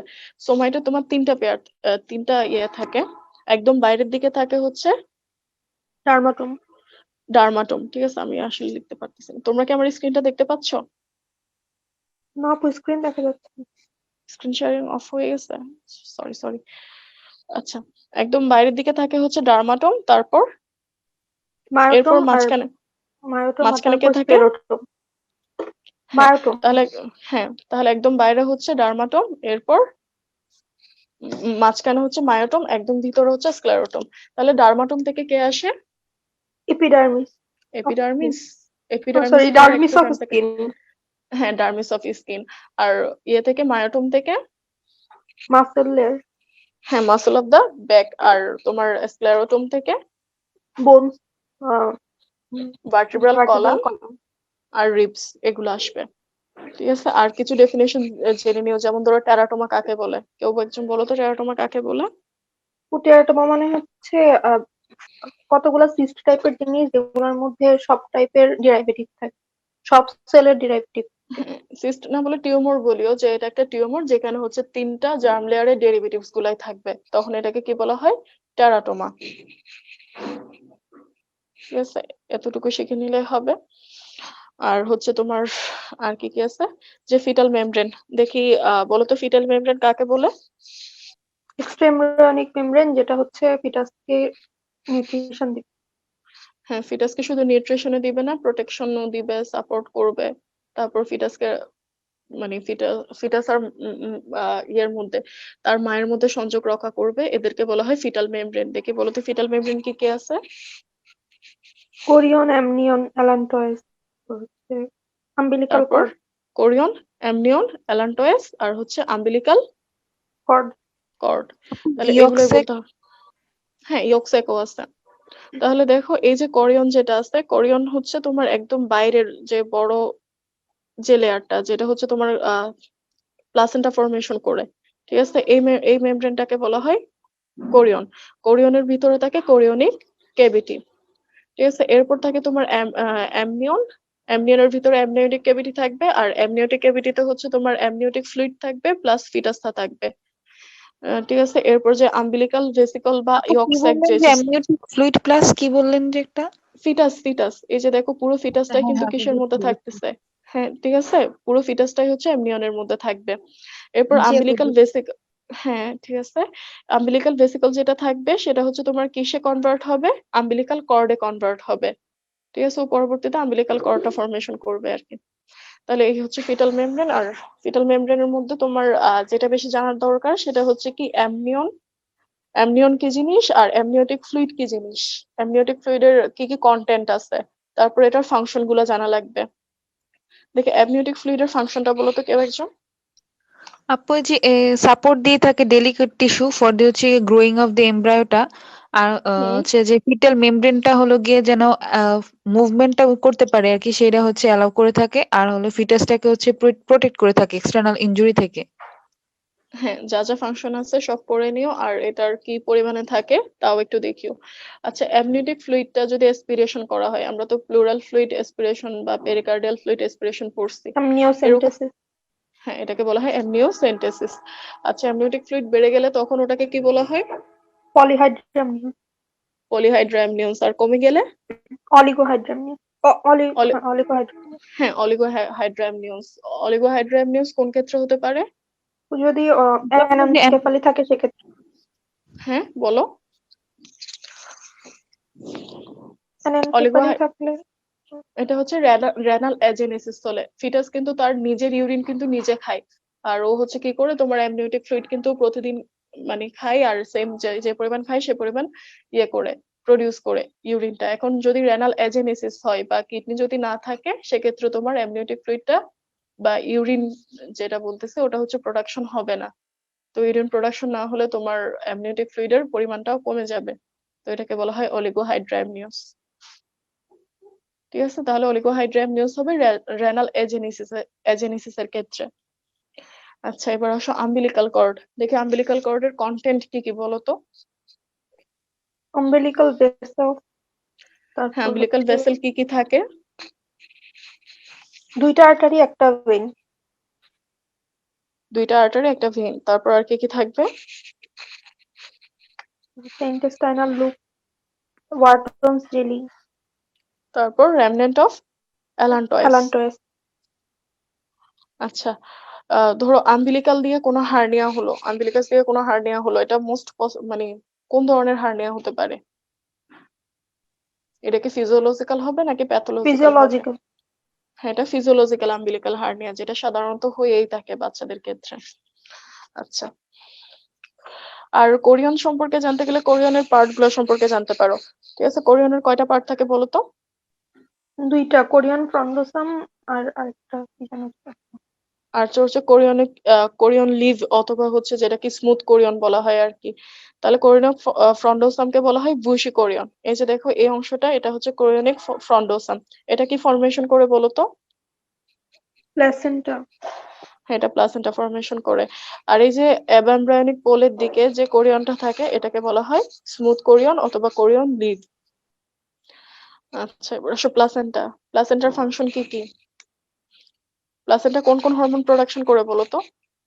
ইস্ট্রোজেন, প্রোজেস্টেরন, হিউম্যান তারপর কোরিয়নিক গনাডোট্রফিন, হিউম্যান কোরিয়নিক সোমাটোমেমোগ্রাফ, হ্যাঁ, সোমাটোমেমোট্রপিন। এরপর আর কি কি করে সে? তারপর আপু ওই যে গ্যাসিয়াস গ্যাসের এক্সচেঞ্জে হেল্প এক্সচেঞ্জ করে, নিউট্রিশন দিবে, আর নিউট্রিয়েন্টের ইলেক্ট্রোলাইট চেঞ্জ করে থাকে, আর হচ্ছে ম্যাটারনাল ইমিউনোগ্লোবিউলিন, অ্যান্টিবডি ট্রান্সমিশন করে, আর হচ্ছে ব্যারিয়ার হিসেবেও কাজ করে এটা। হ্যাঁ, বেরের হিসেবে কাজ করে যাতে মানে ফিটাস, মা থেকে কোনো রোগ ফিটাসে যেতে না পারে। আচ্ছা, আর হচ্ছে তোমার যে প্লাসেন্টাটা ফর্মেশন হবে, ঠিক আছে? তাহলে এটা ফিটাল পোর্শনটাকে ফর্মেশন করে বলো তো। কোরিয়ান ফ্রন্ডোসোম, আর ম্যাটার্নাল পোর্শনটা? ডেসিডুয়া ব্যাসালিস, ডেসিডুয়া ব্যাসালিস। আচ্ছা, তাহলে ফর্মেশনের সময় কি হবে দেখো প্রথমত, ছবিটা দেখাই। আচ্ছা, ঠিক আছে, তাহলে দেখো প্রথমত হচ্ছে তোমার থার্ড উইকের শুরুতে তোমার ইয়েতে হচ্ছে কি ফিটাসের কোরিয়নিক ফ্রন্ডোসোমে কতগুলো ভিলাস দেখা যাবে। ভিলাস দেখা যাবে যাদের সেন্টারে থাকবে হচ্ছে তোমার সাইটোট্রফোব্লাস্ট আর বাইরে থাকবে হচ্ছে সিনসাইটিওট্রফোব্লাস্ট, এদেরকে বলা হয় প্রাইমারি ভিলাই। এরপর প্রাইমারি ভিলাইয়ের মধ্যে দেখো এক্সট্রা এমব্রায়োনিক যে মেসোডার্ম আছে সেটা প্রাইমারি ভিলাইয়ের কোরে যাবে, করে যাওয়ার পর তখন এটাকে বলা হয় তোমার সেকেন্ডারি ভিলাস। এরপর এক্সট্রা এমব্রায়োনিক যে মেসোডার্মটা আছে থার্ড উইকের শেষে এটা কি করবে, তোমার ব্লাড ভেসেল ফর্মেশন করবে, তারপর ব্লাড সেল ফর্মেশন করবে, আর এগুলোর মাধ্যমে সে একটা ভিলাস ক্যাপিলারি নেটওয়ার্ক তৈরি করবে। তখন একে বলা হয় টারশারি ভিলাস বা হচ্ছে ডেফিনেটিভ প্লাসেন্টাল ভিলাস, যেটা আমরা এখানে দেখতে পাচ্ছি। দাঁড়াও, এই যে এই অংশটা, এই যে দেখো এইগুলা, এই যে ভিলাস গুলো আছে এগুলো হচ্ছে তোমার টারশিয়ারি ভিলাস অথবা হচ্ছে ডেফিনেটিভ প্লাসেন্টাল ভিলাস। এর মধ্যে দেখো এই যে ক্যাপিলারি গুলা হইছে, ক্যাপিলারি নেটওয়ার্ক ফর্মেশন হইছে।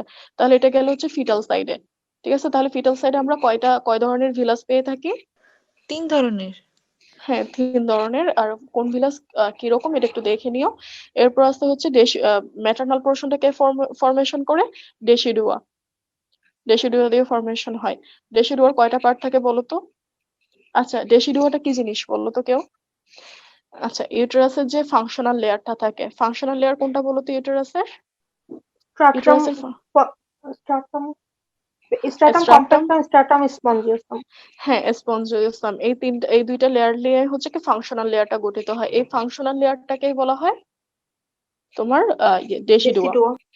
হ্যাঁ ঠিক আছে, তাহলে ডেসিডুয়া হচ্ছে তোমার 3 ধরনের হতে পারে। একটা হচ্ছে ডেসিডুয়া ভ্যাসালিস, তারপর এই যে দেখো ওর এই পাশে যে ডেসিডুয়া গুলো থাকবে এগুলাকে বলা হয় ডেসিডুয়া ভ্যাসালিস। এরপর আছে ডেসিডুয়া প্যারাইটালিস আছে, আর ডেসিডুয়া এটা হচ্ছে ডেসিডুয়া ক্যাপসুলারিস। ক্যাপসুলারিস, এই 3 টাইপের হয়ে থাকে। তাহলে প্লাসেন্টার তোমার ম্যাটার্নাল পোর্শন ফর্মেশন করবে ডেসিডুয়া, আর ফিটাল পোর্শন ফর্মেশন করবে কোরিয়ন কোরিওনিক ফ্লুইড। ফ্রন্ডোসাম। হ্যাঁ, ইওনিক পন্ডোসাম। কোরিওনিক ফ্রন্ডোসাম। আচ্ছা, এরপর দেখো আর যে জিনিসটা ইম্পর্টেন্ট এখানে সেটা হচ্ছে প্লাসেন্টাল বেরিয়ার। ঠিক আছে, তাহলে প্লাসেন্টাল বেরিয়ার কি করে বলো তো? এন্ডোথেলিয়াম, তারপর connective tissue, সাইটোট্রোফোব্লাস্ট R সিনসাইটিওট্রোফোব্লাস্ট।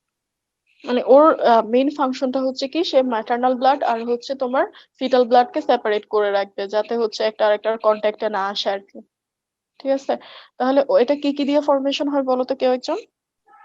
Endothelium of the capillary, তারপর হচ্ছে কানেকটিভ টিস্যু, তারপর সাইটোট্রোফোব্লাস্ট আর সিনসাইটিওট্রোফোব্লাস্ট। হ্যাঁ, সিনসাইটিও ট্রফোব্লাস্ট। তাহলে এই 4টা লেয়ার প্রথমত থাকে, এই 4টা লেয়ার পরবর্তীতে সেটা কয়টা হয়ে যায়? দুইটা। পরবর্তীতে শুধুমাত্র 2টা লেয়ার থাকে। তাহলে এটার বেরিয়ারটার আঁকাটা প্র্যাকটিস করিও। আর কিছু হচ্ছে কি অ্যাবনর্মাল প্লাসেন্টা। এই যে প্লাসেন্টাটা, এটাকে কি বলা হয় বলো তো? Placenta previa. প্লাসেন্টা প্রিভিয়া, এটা কোন ধরনের অ্যাবনর্মালিটি? আপু যে একটুপিক প্রেগন্যান্সির ক্ষেত্রে যদি হচ্ছে ওটা ইন্টারনাল লসের সাথে সামনে হয় তাহলে সেই ক্ষেত্রে যে প্লাসেন্টা প্রাবিয়া হয়। হ্যাঁ, প্লাসেন্টা প্রেভিয়া হতে পারে, আর এটা হচ্ছে সাইট অফ ইমপ্লান্টেশনের উপর ভিত্তি করে হয়ে থাকে। তাহলে কি কি টাইপের অ্যাবনর্মাল প্লাসেন্টা আছে এটাও একটু দেখে নিতে পারো, যদিও বা তেমন একটা জিজ্ঞেস করে না। তো এগুলোর আনসার কি হবে? প্লাসেন্টা অ্যাক্রিটা, ইনক্রিটা, এগুলো অ্যাবনর্মাল হ্যাঁ হ্যাঁ, প্লাসেন্টা। তোমার করে বলবে আর কি, according to site of implantation কি কি আছে, পেরিটালিস আছে, প্রেভিয়া আছে, তারপর হচ্ছে তোমার সাইজ, মানে এগুলো তোমার অ্যাকর্ডিং টু যা আছে একটু পড়ে নিলেই হবে। আর প্লাসেন্টা প্রেভিয়া এটা শর্ট নোট পড়ে নিতে পারো সেফে থাকার জন্য। আচ্ছা, তারপর যেটা আছে সেটা হচ্ছে টুইনিং। টুইন কয় ধরনের হয় বলো তো? আইডেন্টিক্যাল আর ফ্র্যাটার্নাল, মানে ফ্র্যাটার্নাল অথবা মনোজাইগোটিক টুইন আর একটা ডাইজাইগোটিক টুইন। মনোজাইগোটিক টুইন আর জাইগোটিক টুইন, দুইটার মধ্যে ডিফারেন্স গুলো বলো তো?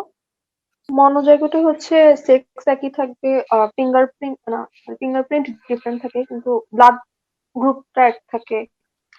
হ্যাঁ, তারপর আর আপু যদি হচ্ছে যে মানে সিঙ্গেল ফার্টিলাইজড ওভাম থেকে যদি হচ্ছে ডেভেলপ করে তাহলে সেই ক্ষেত্রে হচ্ছে মনোজাইগোটিক টুইন। হ্যাঁ, আর যদি মনোজাইগোটিক হচ্ছে টুইন, এই যে দুইটা জায়গা থেকে তৈরি হয় তাহলে সেই ক্ষেত্রে এটা মানে ডাইজাইগোটিক টুইন হবে। হ্যাঁ, তারপর বলো আর কি কি ওদের ক্যারেক্টারিস্টিক গুলো কি কি হতে পারে? মনোজাইগোটে সেক্স সেম থাকে কিন্তু ডাইজাইগোটে সেক্স ডিফারেন্ট হতে পারে বা একইও হতে পারে। হ্যাঁ, সেম হতে তারপরে পারে বা ডিফারেন্ট হতে পারে। তারপর তারপর মনোজাইগোটে আইয়ের কালার, তারপর চুলের কালার, এগুলো সব সেম হয় কিন্তু ডাইজাইগোটে এরকম নাও হতে পারে। হ্যাঁ, এটাই আরকি। তাহলে এই তোমরা একসাথে ডিফারেন্সটা যদি পড়ে ফেলো তাহলে হচ্ছে ক্যারেক্টারিস্টিক গুলাও হয়ে যাবে। ঠিক আছে, এটা গেল এতটুকু। আর এরপর এখান থেকে তোমার এমব্রায়োলজি থেকে যে বার্থ ডিফেক্টস আছে এগুলো একটু পড়ে নিতে পারো। জাস্ট একবার পড়লেই হবে, এখান থেকে এত কোয়েশন দেয় না, বুঝছো? আর এখানে তোমার আরেকটা কোয়েশন লাগে, সেটা হচ্ছে তোমার যে congenital malformation of the limb development, যে আমাদের যে লিম্ব ডেভেলপমেন্টে কি কি কনজেনিটাল আছে, যেমন ধরো এমেলিয়া, ম্যারোমেলিয়া, এগুলো কোনটা কাকে বলে। তারপর হচ্ছে সিম্পলিডাক্টাইলি বা অ্যাক্ট্রোডাক্টাইলি কাকে বলে, এগুলো পড়ে নিলেই হয়ে যাবে। আর যদি কেউ ইয়ে করতে চাও, মানে মোটামুটি এমব্রায়োলজিটা আনসার করার জন্য তোমার প্রিভিয়াস ইয়ারের কোয়েশন গুলো সলভ করলেই হয়ে যায়। আচ্ছা, তোমরা কেউ কি জানো যে এমব্রায়োলজি কিসের পার্ট, মানে এটা কোন ফার্স্ট ইয়েতে পার্টে, হয়? পেপার ওয়ানে, পেপার ওয়ানে, কিন্তু ইয়েতে ভাইবার সময় কোন পার্টে? সফট পার্টে। হ্যাঁ, সফট পার্টের সাথে এমব্রায়োলজির ভাইবাটা হয়। তোমাকে ভিসেরা গুলো জিজ্ঞেস করার পর ভিসেরা গুলোর সাথে তো সিস্টেমিক এমব্রায়োলজিটা জিজ্ঞেস করতে পারে। আর এর সাথে সাথে হচ্ছে কি তোমার ইয়ে থেকে সেখান থেকে হচ্ছে জেনারেল এমব্রায়োলজিতে চলে আসতে পারে। যেমন আমি পরীক্ষা যখন দিছিলাম তখন আমাকে কোয়েশন করতেছিল কিন্তু হার্ট থেকে, ওইখান থেকে স্যার চলে গেছে জেনারেল এমব্রায়োলজিতে। যেমন আমি একটা এক্সাম্পল দিই, যে স্যার আমাকে জিজ্ঞেস করছিল পালমোনারি আর্টারি আর হচ্ছে তোমার ইয়ে অ্যাওর্টা, এই দুইটার মধ্যে যে সেপ্টামটা থাকে এটাকে কি বলে বলো তো? তোমরা কেউ পারবা যে পালমোনারি আর্টারি আর হচ্ছে তোমার ইয়ের মধ্যে যে সেপ্টামটা থাকে এটাকে কি বলে? কোনাস, হ্যাঁ, এটাকে তুমি কর্নোট্রাঙ্কাল কোনাস, সেপ্টাম অথবা হচ্ছে কর্নোট্রাঙ্কাল সেপ্টাম। কোনা সেপ্টাম। তো এখান থেকে এই প্রশ্নটা আনসার পারার পর স্যার আমাকে জিজ্ঞেস করছে এটা কোত্থেকে আসে, এই যে কর্নোট্রাঙ্কাল সেপ্টাম এটা কিসের ডেরিভেটিভস? জানি। এটা হচ্ছে নিউরাল ক্রেস্ট সেলের ডেরিভেটিভস। আচ্ছা, তারপর এখান থেকে কিরকম টাইপের কোশ্চেন করতে হয়? এখান থেকে তোমার এমব্রায়োলজি থেকে তো আমাকে কোয়েশন করছিল তোমার উজেনেসিস থেকে, যে উজেনেসিসটা হচ্ছে কি তোমার কোন কোন স্টেজে স্টপ থাকে আর হচ্ছে কি কি কি ফ্যাক্টর ওকে স্টপ করতেছে। তো উজেনেসিস থেকে তোমার কোয়েশন আসতে পারে, বা গ্যামিটোজেনেসিস থেকে কোয়েশন করতে পারে, প্লাস হচ্ছে তোমার প্লাসেন্টা থেকে কোয়েশন করতে পারে ভাইবাতে। আর হচ্ছে ডেভেলপমেন্ট গুলো তো আছে, ফার্স্ট উইক, সেকেন্ড উইক আর থার্ড উইক, এই তিনটা জিনিস তো আছে। আচ্ছা, তো আপনাকে ভাইভাতে এমব্রায়োলজিতে কি এরকম আমরা যে নর্মাল যেগুলো পড়ি এগুলাই করছে, এই কর্নোট্রাঙ্কাল সেপ্টামটা ছাড়া আর একটা কোনো কঠিন টাইপের আর কিছু ছিল? কঠিন টাইপের বলতে আর আমাকে হচ্ছে হার্টের ডেভেলপমেন্টটা জিজ্ঞেস করছিল, তারপর হচ্ছে হার্টের ডেভেলপমেন্ট জিজ্ঞেস করছে, আর হচ্ছে লেরিংস ধরছিল তখন, সেক্ষেত্রে হচ্ছে লেরিংস এর ইয়েগুলো জিজ্ঞেস করছিল, যে অডিটরি টিউব কোথা থেকে আসে, ফেরেঞ্জিয়াল আর্চের ডেরিভেটিভস গুলো জিজ্ঞেস করছিল। তো এটা হচ্ছে কি তোমার পুরোপুরি রিলেটেড, বুঝছো? সিস্টেমিক এমব্রায়োলজিটা হচ্ছে কি তোমার সিস্টেমের সাথে পড়ে ফেলতে হবে। যখন যে ভিসারা পড়বা তখন সেটার এমব্রায়োলজিটা পড়ে নিও। আর জেনারেল এমব্রায়োলজি এখান থেকে তোমার ওই কোয়েশন তোমার করলে ওই গেমিটোজেনেসিস, তারপর প্লাসেন্টা, তারপর উইক অফ টু বা থার্ড উইক, এই জিনিসগুলো থেকে করে, এত বেশি ডিপে যায় না। আর হ্যাঁ, অ্যাক্টোডার্ম, এন্ডোডার্ম আর মেসোডার্ম, এই তিনটা জিনিসের ডেরিভেটিভস, এগুলো তো ভুল করা যাবে না। কারণ এই যে দেখো, তোমাকে কিন্তু স্যার এভাবে জিজ্ঞেস করবে না যে নিউরাল ক্রেস্ট সেলের ডেরিভেটিভস বলো, একদম কিন্তু এভাবে বলবে না। সিস্টেমিক এমব্রায়োলজি আমরা ওই যে রিটেনের জন্য যেগুলা পড়ি, মানে গাইডে যেগুলো আছে ওগুলাই তো মনে হয়। হ্যাঁ, ওগুলো করলেই হয়ে যাবে মোটামুটি, ওইখান থেকেই জিজ্ঞেস করে ভাইবাতে। অথবা হচ্ছে তুমি যদি দত্ত ফলো করো, আমার মনে হয় বিডির থেকে দত্ত বেটার। জি। হ্যাঁ, আর তোমার শোনা আসছে? পড়ার কারো মনে আর হয় কোন, কোনো কোশ্চেন নাই। তো থ্যাংক ইউ এত সুন্দর একটা ক্লাস নেওয়ার জন্য। আচ্ছা, তোমাদেরকে অনেক ধন্যবাদ আসলে 1 ঘন্টা 41 মিনিট ধরে এত বক বক শোনার জন্য। আমি কতটুকু পারছি জানি না, মানে দিন দিন নিজেকে ভালো করার চেষ্টা করবো আর কি। আচ্ছা, তো তোমাদের তো ইয়ে লিখতে হবে, পোস্ট লিখতে হবে। জি আমি কি আপু, টপিক একটু ভাগ করে দিব টপিক গুলো নাকি? একটু বলে দেন। আচ্ছা, ঠিক আছে, তাহলে আমি একটু দেখি, দাঁড়াও। আচ্ছা, কেউ হচ্ছে কি জেনেটিক্স এর পার্টটা নিয়ে লিখো, তারপর কেউ হচ্ছে গ্যামেটোজেনেসিস, জেনেটিক্স, গ্যামেটোজেনেসিস, এরপর হচ্ছে ফার্টিলাইজেশন থেকে শুরু করে ডেভেলপমেন্ট পর্যন্ত, মানে থার্ড উইক অফ আচ্ছা, ডেভেলপমেন্ট। ঠিক আছে, তারপর আর হচ্ছে থার্ড উইক অফ ডেভেলপমেন্ট, এরপর হচ্ছে যে ফিটাল মেমব্রেন যেগুলো আছে সেগুলো নিয়ে একজন লিখতে পারো, টুইনিং, আর হচ্ছে বার্থ ডিফেক্ট, প্লাস হচ্ছে স্কেলিটাল ফরমেশন বা লিম্ব ফরমেশন, এই জিনিস নিয়ে লিখতে পারো আর কি। আচ্ছা, আমি আবার বলি, জেনেটিক্স, তারপর হচ্ছে গেমেটোজেনেসিস, এরপর হচ্ছে ডেভেলপমেন্ট মানে ফার্টিলাইজেশন থেকে শুরু করে থার্ড উইক পর্যন্ত। তারপর হচ্ছে আর ইয়ের একটোডার্ম এন্ডোডার্মের ডেরিভেটিভস গুলো একজন লিখবা, আর হচ্ছে ফিটাল মেমব্রেন, এরপর টুইনিং, আর হচ্ছে তোমার এটা স্কেলিটন ফর্মেশন বা হচ্ছে কি লিম্বের যে এমব্রায়োলজিটা আছে এটা। তাহলে এই ছয়টা পোস্ট হবে। আচ্ছা আপু, ঠিক আছে, আমরা দেখে নেবো না। আচ্ছা, গ্রুপে একটু বলিও তাহলে এই 6টা পোস্ট। তোমাদের তো আমি আগে ক্লাস নিছিলাম, এগুলোকে পোস্ট লিখছিলাম, আমি তো খেয়াল করেই নাই। জি আপু, লিখছে তো। হ্যাঁ, জি আপু, সবাই পোস্ট লিখে এখন। আচ্ছা ঠিক আছে, তাহলে এগুলোও লিখে ফেলিও। আচ্ছা আপু, সবাই আপনাকে ভালো অসংখ্য থাকো। ধন্যবাদ আপু, অসুস্থ থাকা সত্ত্বেও আপু আমাদের ক্লাসটা এত সুন্দর করে নিছেন, এই জন্য আপু তোমরাও অসংখ্য অনেক, ধন্যবাদ। আসলে তোমরাও হচ্ছে কি অ্যাক্টিভলি পার্টিসিপেট করছো। আমি জানি আমি ভালো পড়াই না, বাট তোমরা অ্যাক্টিভলি পার্টিসিপেট করছো, এটাই আমার অনেক ভালো লাগছে। আশা করি তোমাদের প্রফটা অনেক ভালো হবে ইনশাল্লাহ। জি আপু, ইনশাআল্লাহ, দোয়া করবেন। ইনশাল্লাহ। আচ্ছা তাহলে আসি। আর যারা মানে প্রশ্নের আনসার দিছো তোমাদেরকে অনেক ধন্যবাদ, যারা দাও না ওদেরকেও ধন্যবাদ। আসি তাহলে। আচ্ছা আপু, ঠিক আচ্ছা আপু, আছে, তাহলে আসসালামু আলাইকুম। মিটিংটা একটু ক্লোজ করে দিই তাহলে, আচ্ছা এন্ড ঠিক করে আছে। দিই তাহলে। আচ্ছা আচ্ছা আপু। এন্ড করে দাও। আচ্ছা আচ্ছা, আপু, আসসালামু আলাইকুম। ওয়ালাইকুম আসসালাম।